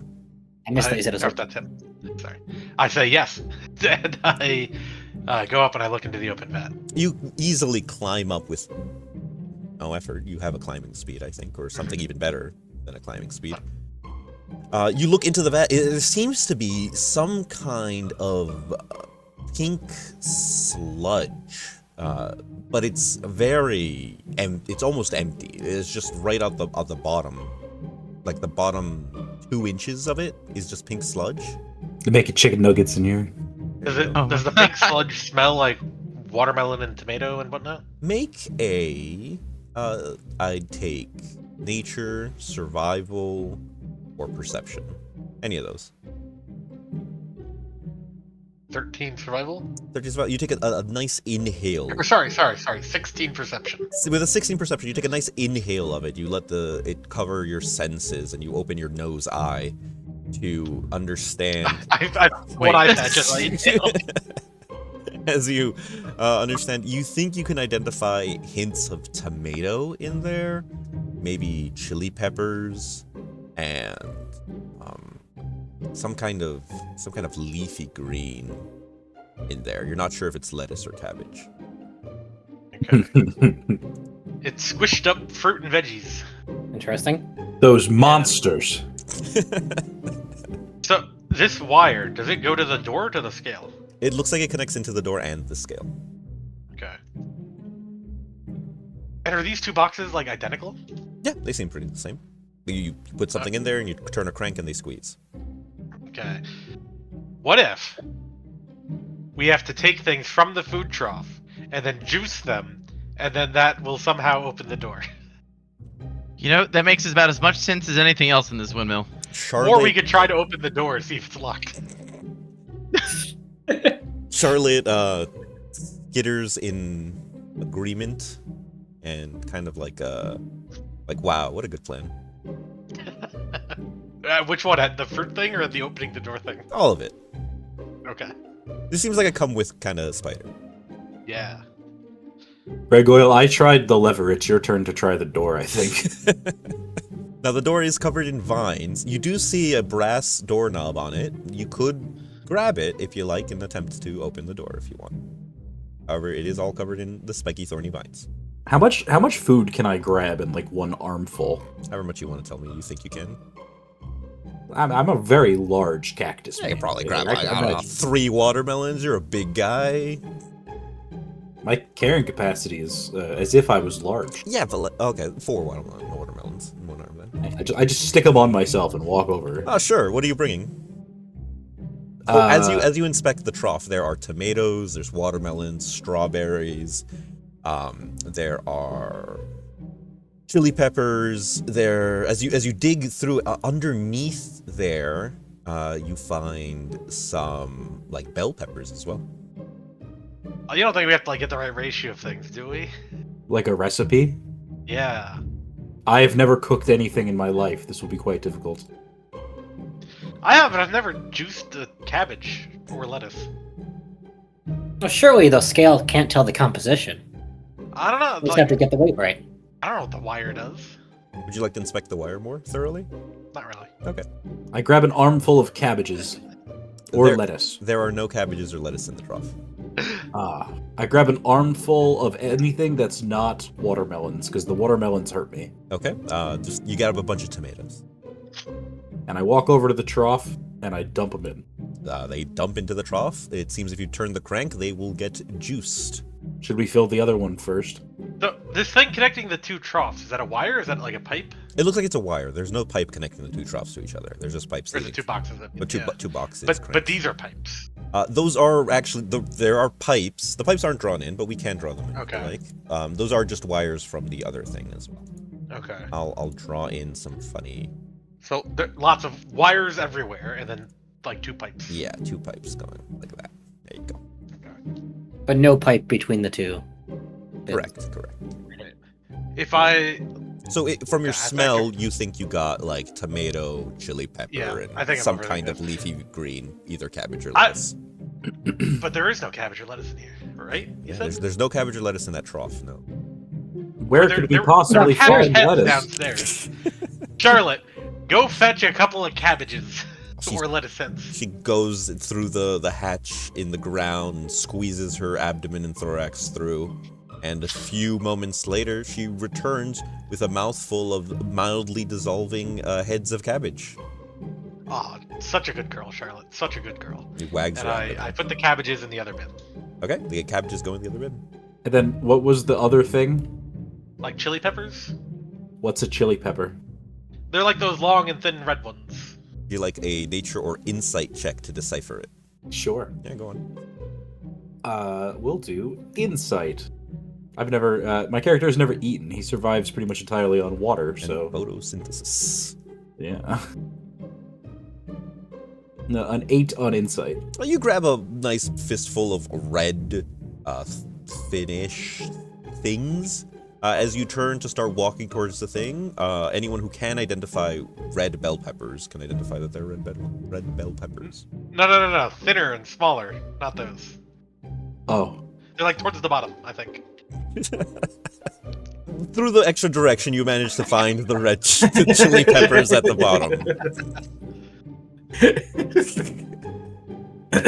I like that we have the vegetable man and the gargoyle standing over the food trough going, I don't know, what's a pepper? Yeah, but the two spider guys are on cabbage duty. Good point. Yeah, you find the chili stuff, and yeah, Toss those in as well. fantastic. Okay. Now we start stomping. No, we crank. Okay. I start cranking. All right, you both crank, and as you crank at the same time, the pipes rattle, the machinery squeezes, and you hear the juice start to flow into the vat. You quickly hear bubbling and sizzling coming from the vat, and you finish cranking. It cranks all the way through. However, more and more liquid than you expect flow out from the pipes into the vat. Like, it keeps flowing and flowing for a while, a lot longer than you expect. The vat starts sloshing with the amount of liquid in there until you start to hear it bubble, as if it's no longer like pouring in, but it's now past where the pipes are connected, and it's bubbling and bubbling until eventually it stops, and it seems to have filled the vat, even though these two things are a lot smaller than the vat. But they seem to have filled the vat with a liquid. What mayhaps you do now? You people sure do have efficient food processing product. I look at the scale. Has it reacted in any way? No. There's still watermelon on it. Maybe put some of the juice in the scale? There are lips, yeah, so I got hold of fluid, surely. I walk over, wary of the vines, All right. and I try to grab the Wait, watermelon off. before you do that, I toss my dancing shield to protect him. Okay. The dancing shield rotates around you in a protective fashion, kind of wiggling in a bachata-style manner. You grab the watermelon and lift it off of the scale with no issues. The scale resets in a manner. Thank you, Gregoyle. Here, have a watermelon. Thank you. I also take the shield back. Okay. Very easily. I also have a watermelon. Alright, put the juice All in right. there. Someone fast. Those vines move quite quickly. So wait, we're putting juice on the... How are we putting this juice on the scale exactly? They're like, there's lips at the edges of the scale, so like, it could hold them. So it can drink, because it has lips. Yeah, but how are we getting the juice from the vat to the That's scale? up to whoever volunteers to move the fluid. I think whoever, Surely you have something in your inventory that can hold liquid. Otherwise, you'd be very thirsty right now. whoever favors themselves, like he's made of stone. That's a good point. Also, my water skin is thinks of full of himself water. as the swiftest should probably do it. The vines move quite quick. I agree. Would that be you or Dungy? Who can say? As They don't want to the, be drinking healing potion earlier. as the man I who did, can sprint across the room continues to convince other people that they are faster than him, who wants to do something? Can I have the empty flask for your vial for your healing potion? Sure. Here you go. Okay. I'll scoop up some juice. Okay, as you go up to the vat then to go and see Yeah. the result of what you guys have done. As you peer over the vat, it is a thick, almost like tar-like pink substance in there. As you touch the vial to it, it doesn't flow in. It's too viscous to be scooped. It kind of retains from itself. You think to yourself, based on the motion of it, you could grab a piece of it and rip some off. Do that. It is chicken nuggets. You say you do that? No, I don't want to do that. Okay. I described the situation to everybody else. Somebody have like very thick gloves or something. No. No. I take my short sword Okay. and I gingerly poke it with the short sword, Like it would and stab. it gets lightning. It electrifies and wriggles. However, it does. You could stab through it. You feel not enough resistance to like parry away your sword. You could stab into it if you want. Okay, without touching it, I try to carve out a hunk of it and then like balance it on the blade of the sword and lift it up. Like trying to carve a cube out of a ham. You saw a square, and you managed to pluck out a square with your sword, like a toothpicked cube of ham. Okay, and I will gingerly walk it over. It has the aroma of tomatoes and chili peppers, and some kind of lettuce or cabbage.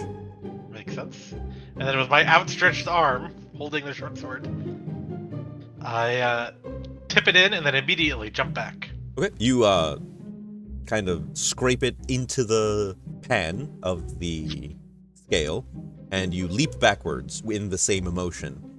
It weighs down the scale.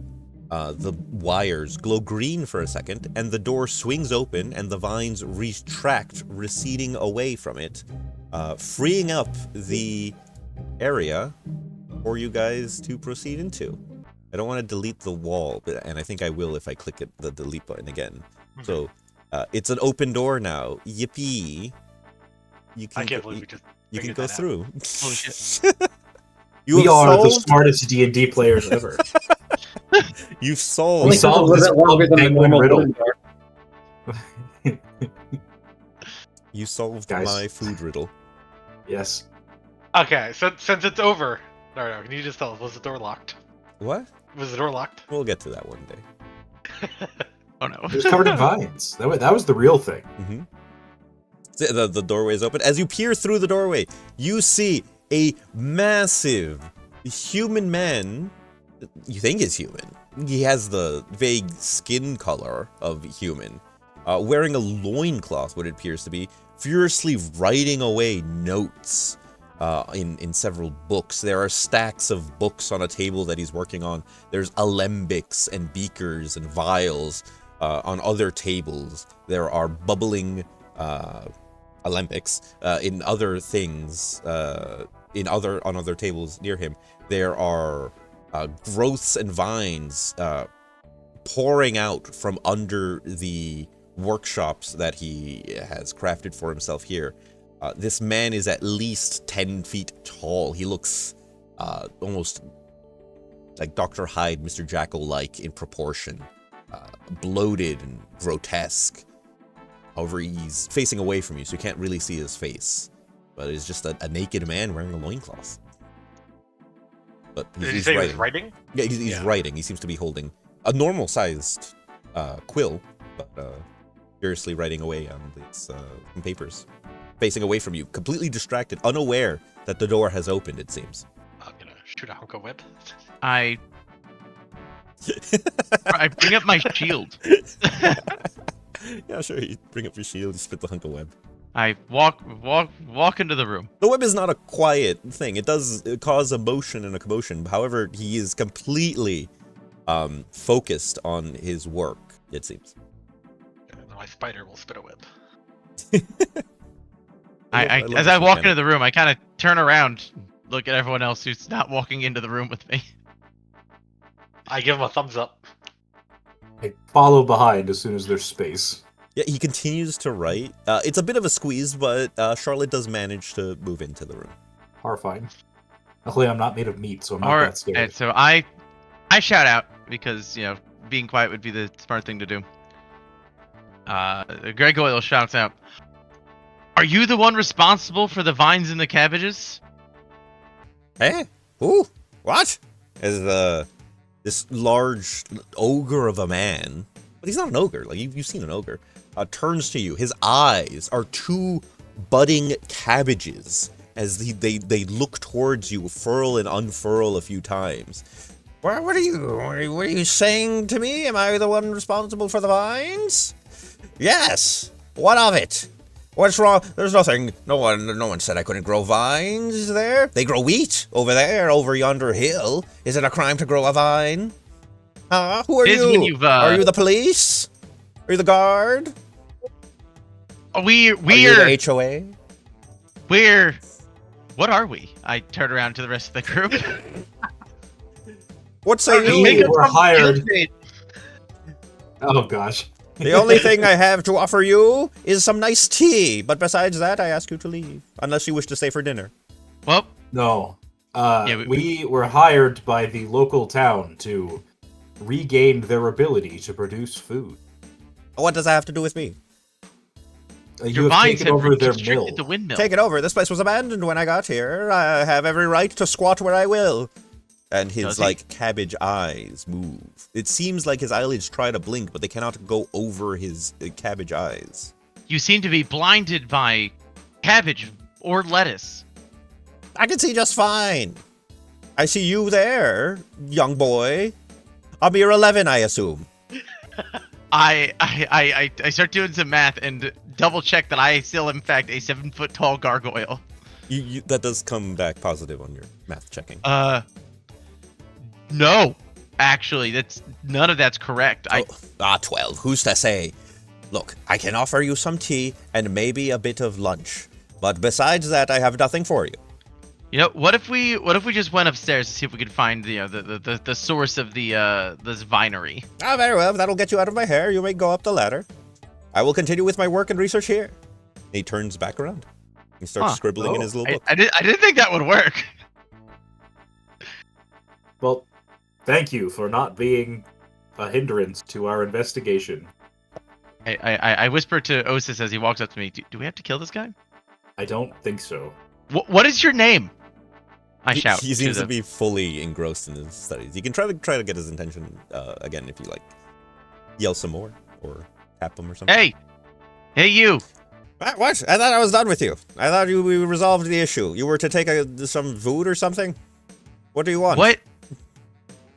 What is your name? My name? My name is Brassy Can. Does that sound familiar to me? I don't think it does. I'm gonna say no. Why would it sound familiar to me? That's crazy talk. You think to yourself. You don't think you've heard that before. Well, Well, if that's it, I'm going to return to my It work. seems like we have no business, so we will go on with clearing out this vine situation. Unless you know anything about how we can get rid of these vines. The vines? They just tell them to go away. They will. But why would you want to? They keep the birds away. Yes, but to keep the windmill not working. But the windmill was never working. Sure it was. It doesn't even have a millstone. There's no pillar in the middle. You can't grind anything here. No, because he has a point. Were there like the windmill blades on the front when we walked up? Yeah, you saw the windmill. It looks like a big Were they windmill. spinning? No, they were not spinning. Okay. Did it look like the vines were stopping it from spinning? They were growing on it, like maybe. So I could assume. You could assume. The vines Well, were we growing will- across the whole thing. We will Maybe leave it you only to your spins on the higher business. level. I walk past If him. you want to just go ahead, I don't care. Go up the ladder. What do I care? What do I care? What's the thing? I'm gonna start making dinner. You all go up the ladder. There's no extra room for this one. I'll just describe to you what you see. You go up the ladder. It seems to be a smaller room. It seems to be fashioned into some kind of like bedroom. There's a bed. There are books stacked all the way up, and it is just littered with fully grown cabbages, but they are made of or lettuce. Hard to tell. They are made of solid gold. And these things are huge. There are hundreds of them littered all across, under the bed, kind of up tilting it, under tables, in several buckets, a barrel full of them. There are hundreds of these, and they seem to be all made of solid gold. Oh my Are god. they the same size as the ones from the first floor? No, these are the size of full heads of lettuce and or cabbage. I pick one up. Is it like? Can I peel it like a cabbage? It's heavy. You try, but it's made of metal. It's hard to. I wasn't sure it was like gold leaf, maybe. With effort, you can start to pry it, but that's with great effort and strength, and that's just because gold is a softer metal. But given I take out like a little hammer and a chisel for my climbing, and I guess I wouldn't have a chisel. I take out a little hammer and I try to and a piton. Yeah, why not? Yeah. And I try to beat one of the leaves open. Does it seem to have the same anatomy as a cabbage or lettuce? It seems to have the same anatomy as a cabbage or lettuce as you beat it open. However, it is made entirely of gold. Strange magic here. Like all the leaves are like individual. Yeah, but Or they're still separately yeah, crafted. yeah, but they're still like metal Yeah, together. nuts. Things like- I'll take one of the little cabbages out. Or no, I'm sorry. Osis, can you hand me one of the little cabbages that we found on the ground floor? Sure, here you go. And I touch it to one of the big cabbages. They clink like 2 pieces of metal wood. Okay, that's all I got. I hand it back to Osis. I feel like I did a lot of heavy lifting in the last puzzle. I'm gonna sit back a little on this. I don't know that this is a puzzle. Shall we continue? Continue where? Is there another ladder? There seems to be no more ladders going up. Is there a window? Sure. You look out the window. It looks like you're about halfway up this windmill, and you look down, and you quickly move back in as some vines start to move towards you. Can I do some sort of investigation or perception to search along the ceiling for some sort of hidden trapdoor or something? Yeah, absolutely. Make me an investigation and/or perception check. Okay. Whatever you like. That is gonna be a 12 perception. With a 12, it's actually not that hidden. There is a hatch that seems to open up, but it seems to have been quite dusty. Maybe it's seen a lot of disuse or not seen use, however you want to say it. But yeah, you managed to clean off some dust and cobwebs, and a couple of gold cabbages kind of stacked in a manner that made it harder to see, and you move those out of the way. You could pull it down, open it if you like. Okay. The books in this room, are they all cabbage themed or something, or? Oh, you pick What one are up, and they seem to all be research notebooks. The first one you pick up, it's dated a few years ago. It's first few days of study, I figured out how to create golden cabbages. This is useless to me. This does not help me make the perfect meal replacement. So I made a few, and I'm continuing with my research. Oh my god, guys, this is AG1. What? This is their headquarters. This is where it comes from. Oh. So, what did you find? So there's a trapdoor there, but it's very dusty. I don't think this brassy can or whatever his name was has been going up there at all. So I don't know if there's anything up there further up that we actually need to clear out. So I don't really. Anyway, and then these are research notes about him trying to make the perfect meal replacement. But he made golden cabbages instead. And he said they're useless. Then why were they the root of the cabbages that were growing back downstairs? So maybe further along in the research notes he talks about it, but I have no idea. Are the notebooks ordered at all, or is it just a few? When I grabbed This one what seemed says like the first, This one says 1 on the cover. was it at the top or the bottom of the stack, or It's at the all way top to for left some or reason. something? And is the next one 2? This next one's 7. Okay. No, but they're labeled. I see that. Now that I'm looking at them also. Now that you're moving them out, because they were all in a stack, you wouldn't be able to tell, because they're not labeled on the spine, they're labeled on the cover, which is funny. As you're picking some books up, you see 7, 15, 12, 8. You start to see them in that manner. I want to take 10 and sort these. Yeah, you can. You guys can take 10 minutes if you want to do that. I don't know if that would be. We can always take them with us or read them later. I would rather explore the rest of the tower. I'd rather, we're upstairs. So I'd rather kind of take care of this brassy can guy. Why? Because he's not supposed to be here. At the very least, he's trespassing. And he's not going to give up this windmill. And we're here to get the windmill back. Fair enough. We could try to explain to him in more detail that he must leave, but I feel as though perhaps we should explore further up first. Yeah, I mean, if he said he wasn't the cause of the vines, right? Although I guess his note said he did make vines. Those notes said he made golden cabbages. So he doesn't know what made the vines. Well, we only read one of a large number of his notes. All right, I'm going back downstairs and I'm gonna yell at him. Okay. Does anyone want to just open the letter and have a quick peek before? Absolutely. Okay, great. So, Just reach up and I'll pull it so open. Gregoyle, you head down. Osis, you pull the thing. It's one of those things where like you pull the hatch and the like ladder kind of like falls downward, kind of thing, and then you can like step up it. You know what I'm saying? Yep. So Nice. you pull that down. It's easy to like climb up. It's a little like it squeaks a bit under your weight. You're a massive cactus man wearing full plate.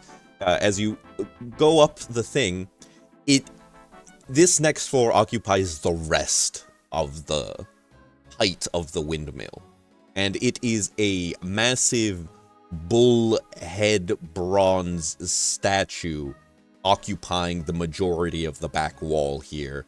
There are do you have dark vision? Yes.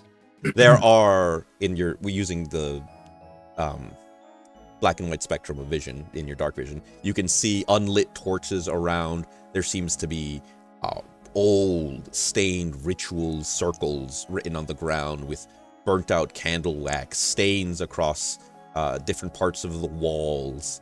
You can make me a religion check if you want. Sure. Yeah. It's one of those ones that I'm not very Surely good at. the cleric is good. No, I'm fine at it. I don't have high int. Okay.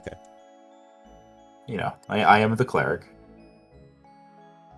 So 13. You can't really pinpoint exactly which one, but this does seem to be a site of worship of some kind of opposing deity to your one. It is, you could describe it from your perspective as evil in nature. It's one of the ones, as you look at the circles, you recognize certain symbols and patterns of ritual sacrifice. There, as you look more around, the way the candles and the sconces are arranged, it seems that this was definitely some kind of sacrificial place to ask for stuff. Oh. And does it look old? Yeah, it looks very old. It looks untouched. It's very dusty up here. There are cobwebs. Not much plant life up here either. Like you can see vines kind of like peeking in through like cracks from the outside, but not plants growing from in here. I drop back down to the other room with a thump. Honk.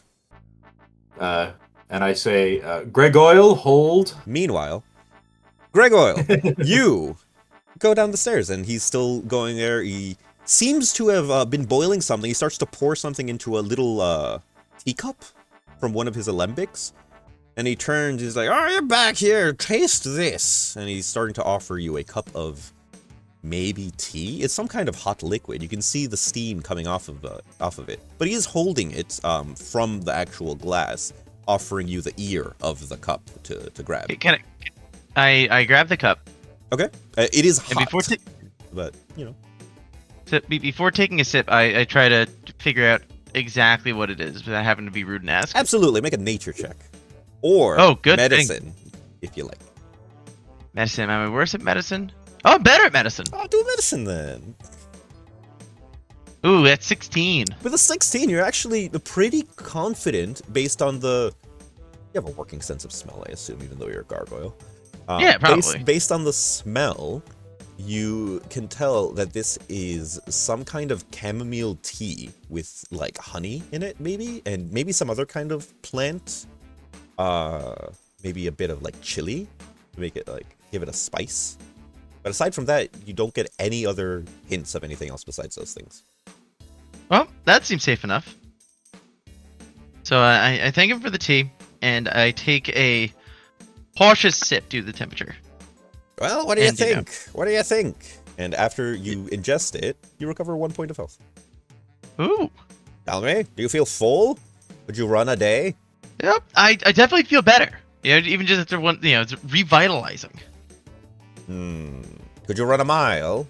I mean, yeah, probably, but I think I could run a mile before. A success! And he starts turns around away from you and starts writing down.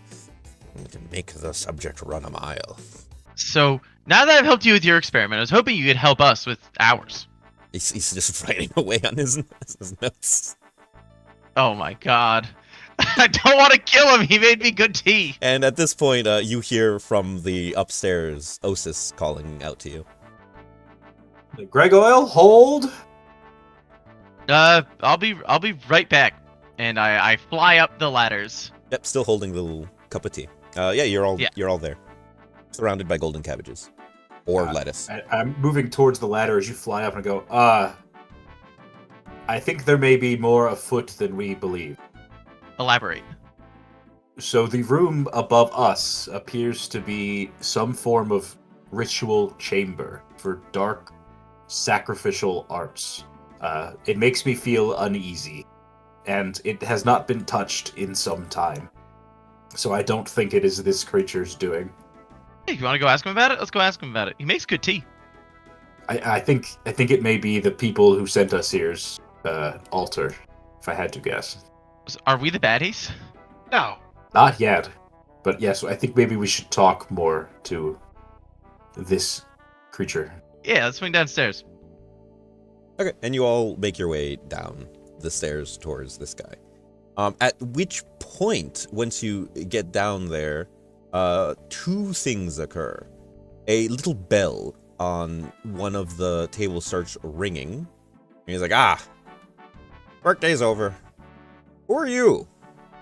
And a small boy, maybe 11 or 12, runs up the ladder. Or not runs up, climbs up the ladder and starts making his way towards you guys. And he kind of just stands there. And he starts taking a ginger step back as he sees the massive spider guarding the doorway. Don't worry, the spider doesn't bite usually. I turn over to Andrew Tom Maguire, right? Yeah, not unless, like, the target is something threatening one of us. Yeah, it doesn't bite. It doesn't bite. Man. He does not approach at all. No. Oh. Could you make the spider move? Sure. He'll shoot a web and then scurry away. Yes, spiders are much less scary when they are suddenly out of sight. The little boy starts to like motion like a come here gesture with his hands and like pointing towards whoever he can see. Gregoyle, I guess it would be the person he can see the best in this positioning. Just looks right over Dunn. Oh, it's done there. Then yeah, like towards you two. Like I couldn't see him from my angle. Yeah, so he motions towards you two, and he's like, "Can he come here?" I don't know. I don't walk up. Yeah. Okay, so as you will fly over. Okay. The As you make it to the doorway, he kind of approaches. He's like, "Oh, I was told to tell you guys that we managed to get like a big reward. We got 10,000 gold in a cart and a few horses for you guys if you want for the reward. If you manage to clear out the mill, I was told to come over here. The door was open and there was a bunch of cabbages, so I just I ate some on the way up, and it were really good. And yeah, I was told to tell you that that's what you guys are gonna get if you clear out the mill. Did you clear out the mill? Was it the spider?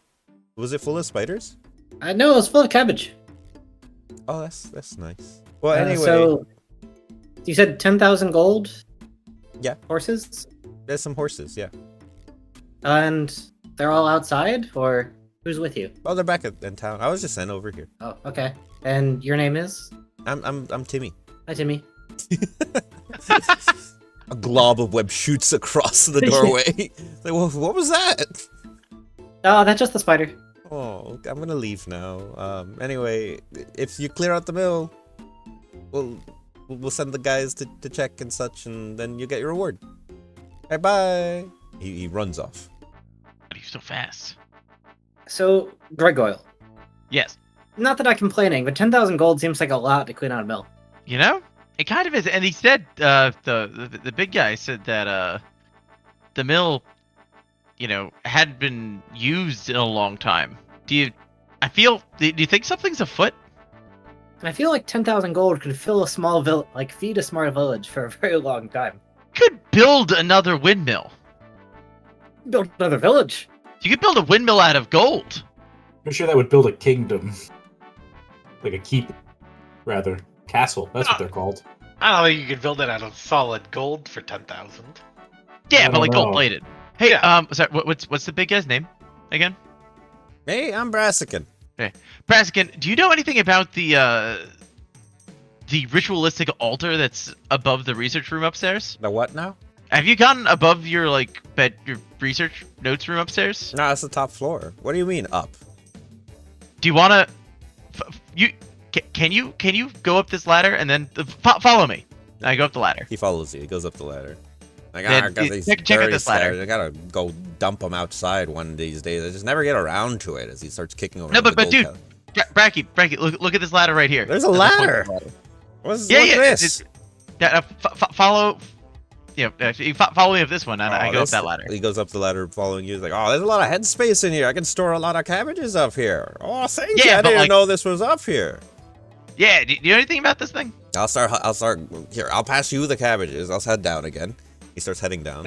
He starts hucking the cabbages up towards you. Okay. I catch the cabbages and I place them. Yeah, I just gotta get rid of them. So I'll just store them up there for now. We can take those off your hands. Would you do that? Would you do a favor to an old man like that? You just clear out his garbage? Sure. I gotta do We something were for you. sent to clear out the mill. Oh, that's probably it. You're garbage men then. Yes. All right, then. Here, start scooping them out of there. Start sending Yeah, them back to. I'll just get you some bucket and fill out your backpacks. Here, you have a very nice large dog over there, I see, as his weird cabbage eyes start blinking towards the spider. How long have we been in here? That's like in total, like in the windmill? Like since the spider came into being. Hour? Okay, the spider disappears. Now, where'd your dog go? Well, who's to say? You don't know anything about the That's the problem with spiders. You look one moment, the next moment, gone. So Bracky, you don't know anything about this this big guy up, this big thing in this room, right? The what? I point towards the The bowl. statue that we've all been freaked out about. That's a wall, I think. He squints. What about it? You don't know anything about it, like anything weird up here? You've never been in I'm this sure room before? it's used to hold up the roof. You're right. Excellent. What's the word? Investigation skills there. You solved my mystery, I think. Anyway, help me clear this out. You take this and I'll make some goo for you. And as he leaves his room and he checks the bag, I must have left in some on. So why don't you here take some goo to go? That'll be your payment for clearing out all the garbage. I'll fill up your backpacks if you like. There you go. And you can be off. You know what? That sounds like a pretty good. Does that sound like a pretty good deal, Osis? That sounds like a good deal. Do you mind if That I just sounds like a good take deal. a couple notes of this room upstairs? It's the architecture is very interesting. Yeah, do what you like. I just want to go upstairs and I want to just I want to turn on a light, light a couple of the torches. As you turn on the light, the statue is made out of solid gold. Oh, okay. I was so scared. No, that'd been good. The bowl comes to life. And No. eats you. Yeah. It's more gold. Cool. Yeah. I just want to note down what like the ritual circles look like and Yeah. stuff like that. You take note, and you can cross-reference it later in some other books to see what that is about and who that is for. See how evil it is. Yeah, on the scale, you'll check your chart. Are the stains and things? Are they like blood? Now that you have the light, you can tell. Now that they're not just grayscale, you can definitely tell that they're red stains and streaks all across the floor. The circles and ritual things are also made in some kind of a red liquid, or was. It's stained now from years of That's disease. fine. Blood turns like kind of brownish after a day or so. Not when it's used in blood magic. Then it just stays red. Forever. That is I know. true. Officially canon. I doused the torches because fire safety, Yep, that's and then I go fair. back downstairs. As a plant man, I'm very careful about fire safety. It's important to be, yeah. Yeah, that's definitely an evil sacrifice altar room upstairs. And you guys take his funny reward and you head out and maybe go deal with the town on your own time in a separate area shortly. Separate time. Yeah. Yeah. And Gregoyle, I'm very glad you didn't attack that nice man. My.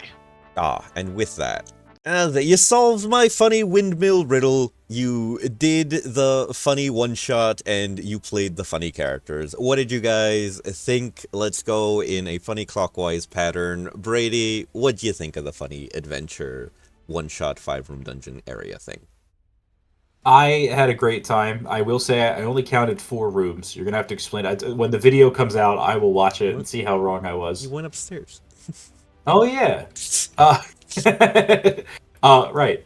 But I had a great time. I liked playing this character. The Cactus Man is very funny. I'm glad that you made that exist. I didn't get to use a couple of the funny spells that I wanted to use. I had one funny one that was from one of the Naruto D&D videos that was Draynol's annoying poke. Ooh, funny. Which I thought was very fitting for Cactus Man. Because of the needles. Yeah. But other than that, I had a great time. I played a very funny character. I like the idea of playing a huge 500-pound cactus who moves at the speed of sound. That was really good. That was amazing. And who knows, maybe we'll see these characters again in another time. Maybe we'll continue. Maybe you guys will take revenge on the evil town that has a funny cult in it. Because why wouldn't a funny little farming town not have a cult in it in D&D shortly? Of course. Yeah. I feel like that's why these funny little farming towns exist. Exactly. Paul, what did you think of the thing? What did you think of your character, your funny abilities, and or anything else you want to talk about? And that was a lot of fun. I think playing with a race with like innate flight speed is always adds a third dimension to combat, which Literally. it literally but it's but I thought that was very cool. I think like Shiva Protector has a very like high skill ceiling where it's like you need to be able to like, which I should have done better. I wish I'd done better is coordinate more with the party for like comboing spells like we did with The Moonbeam was awesome. Yeah, I think. Yeah, exactly. But wish we'd like done that more. Well, I wish I'd pushed to like do that more. But yeah, no, I really want to come back to this character because it feels like there's a lot of funny stuff that you can do, especially if we can keep going and, you know, get deeper into prestige classes. I think it opens up a lot of unique opportunities for party collaboration to do some funny things. It could be very funny, yeah. What'd you think, Dungy Beetle? Will? I really enjoyed the old D&D classic of the normal locked wooden door taking just as long as the puzzle door to open. The normal locked wooden door is the classic D&D puzzle. It's locked and barred. Yeah. Holy crap, how are you guys going to get past that one? But other than that, I really enjoy the spell Embodied Rage on the like Path of the Arcanist Barbarian. I think it gives a lot of like really funny utility options in combat. It's goofy. It gives you the movement things and yeah, it gives you the movement and like there's like also like funny, wacky, familiar stuff you can do with it that we didn't get a chance to see here. But what did Andrew Tom Maguire, played by Jozack, think? I am a big fan of the Yakthul web writer. I like that. One of the big things from it is the mobility that it gives you, but that kind of ramps up over time because it's bonus action to make web, or your spider who goes after you making web. And so it doesn't really do too much the first few rounds, and then as you build up more and more web, it becomes more and more useful, which I think is neat. You can like hop around after a few and get yourself out of funny situations. Also, if James Dungeons and Dragons is listening, 5.5 Mystic one. I think the Mystic did just get like a revamp. Did it? Yeah, like quite recently. Well, then never mind. At least the Psionics. Yeah. Well, let's pretend that we filmed this before. Yeah, we filmed this before. We don't. That's separating player and character knowledge. Anyway. Gotta. Yeah, fantastic. Thank you all for watching. It was a gay old time. Like the video if you liked it. Subscribe if you want to see more. And yeah, go on. Whoever wants to say something old timey and funny for the end bit before I cut the recording. When is a cabbage not a cabbage? When it's a lettuce.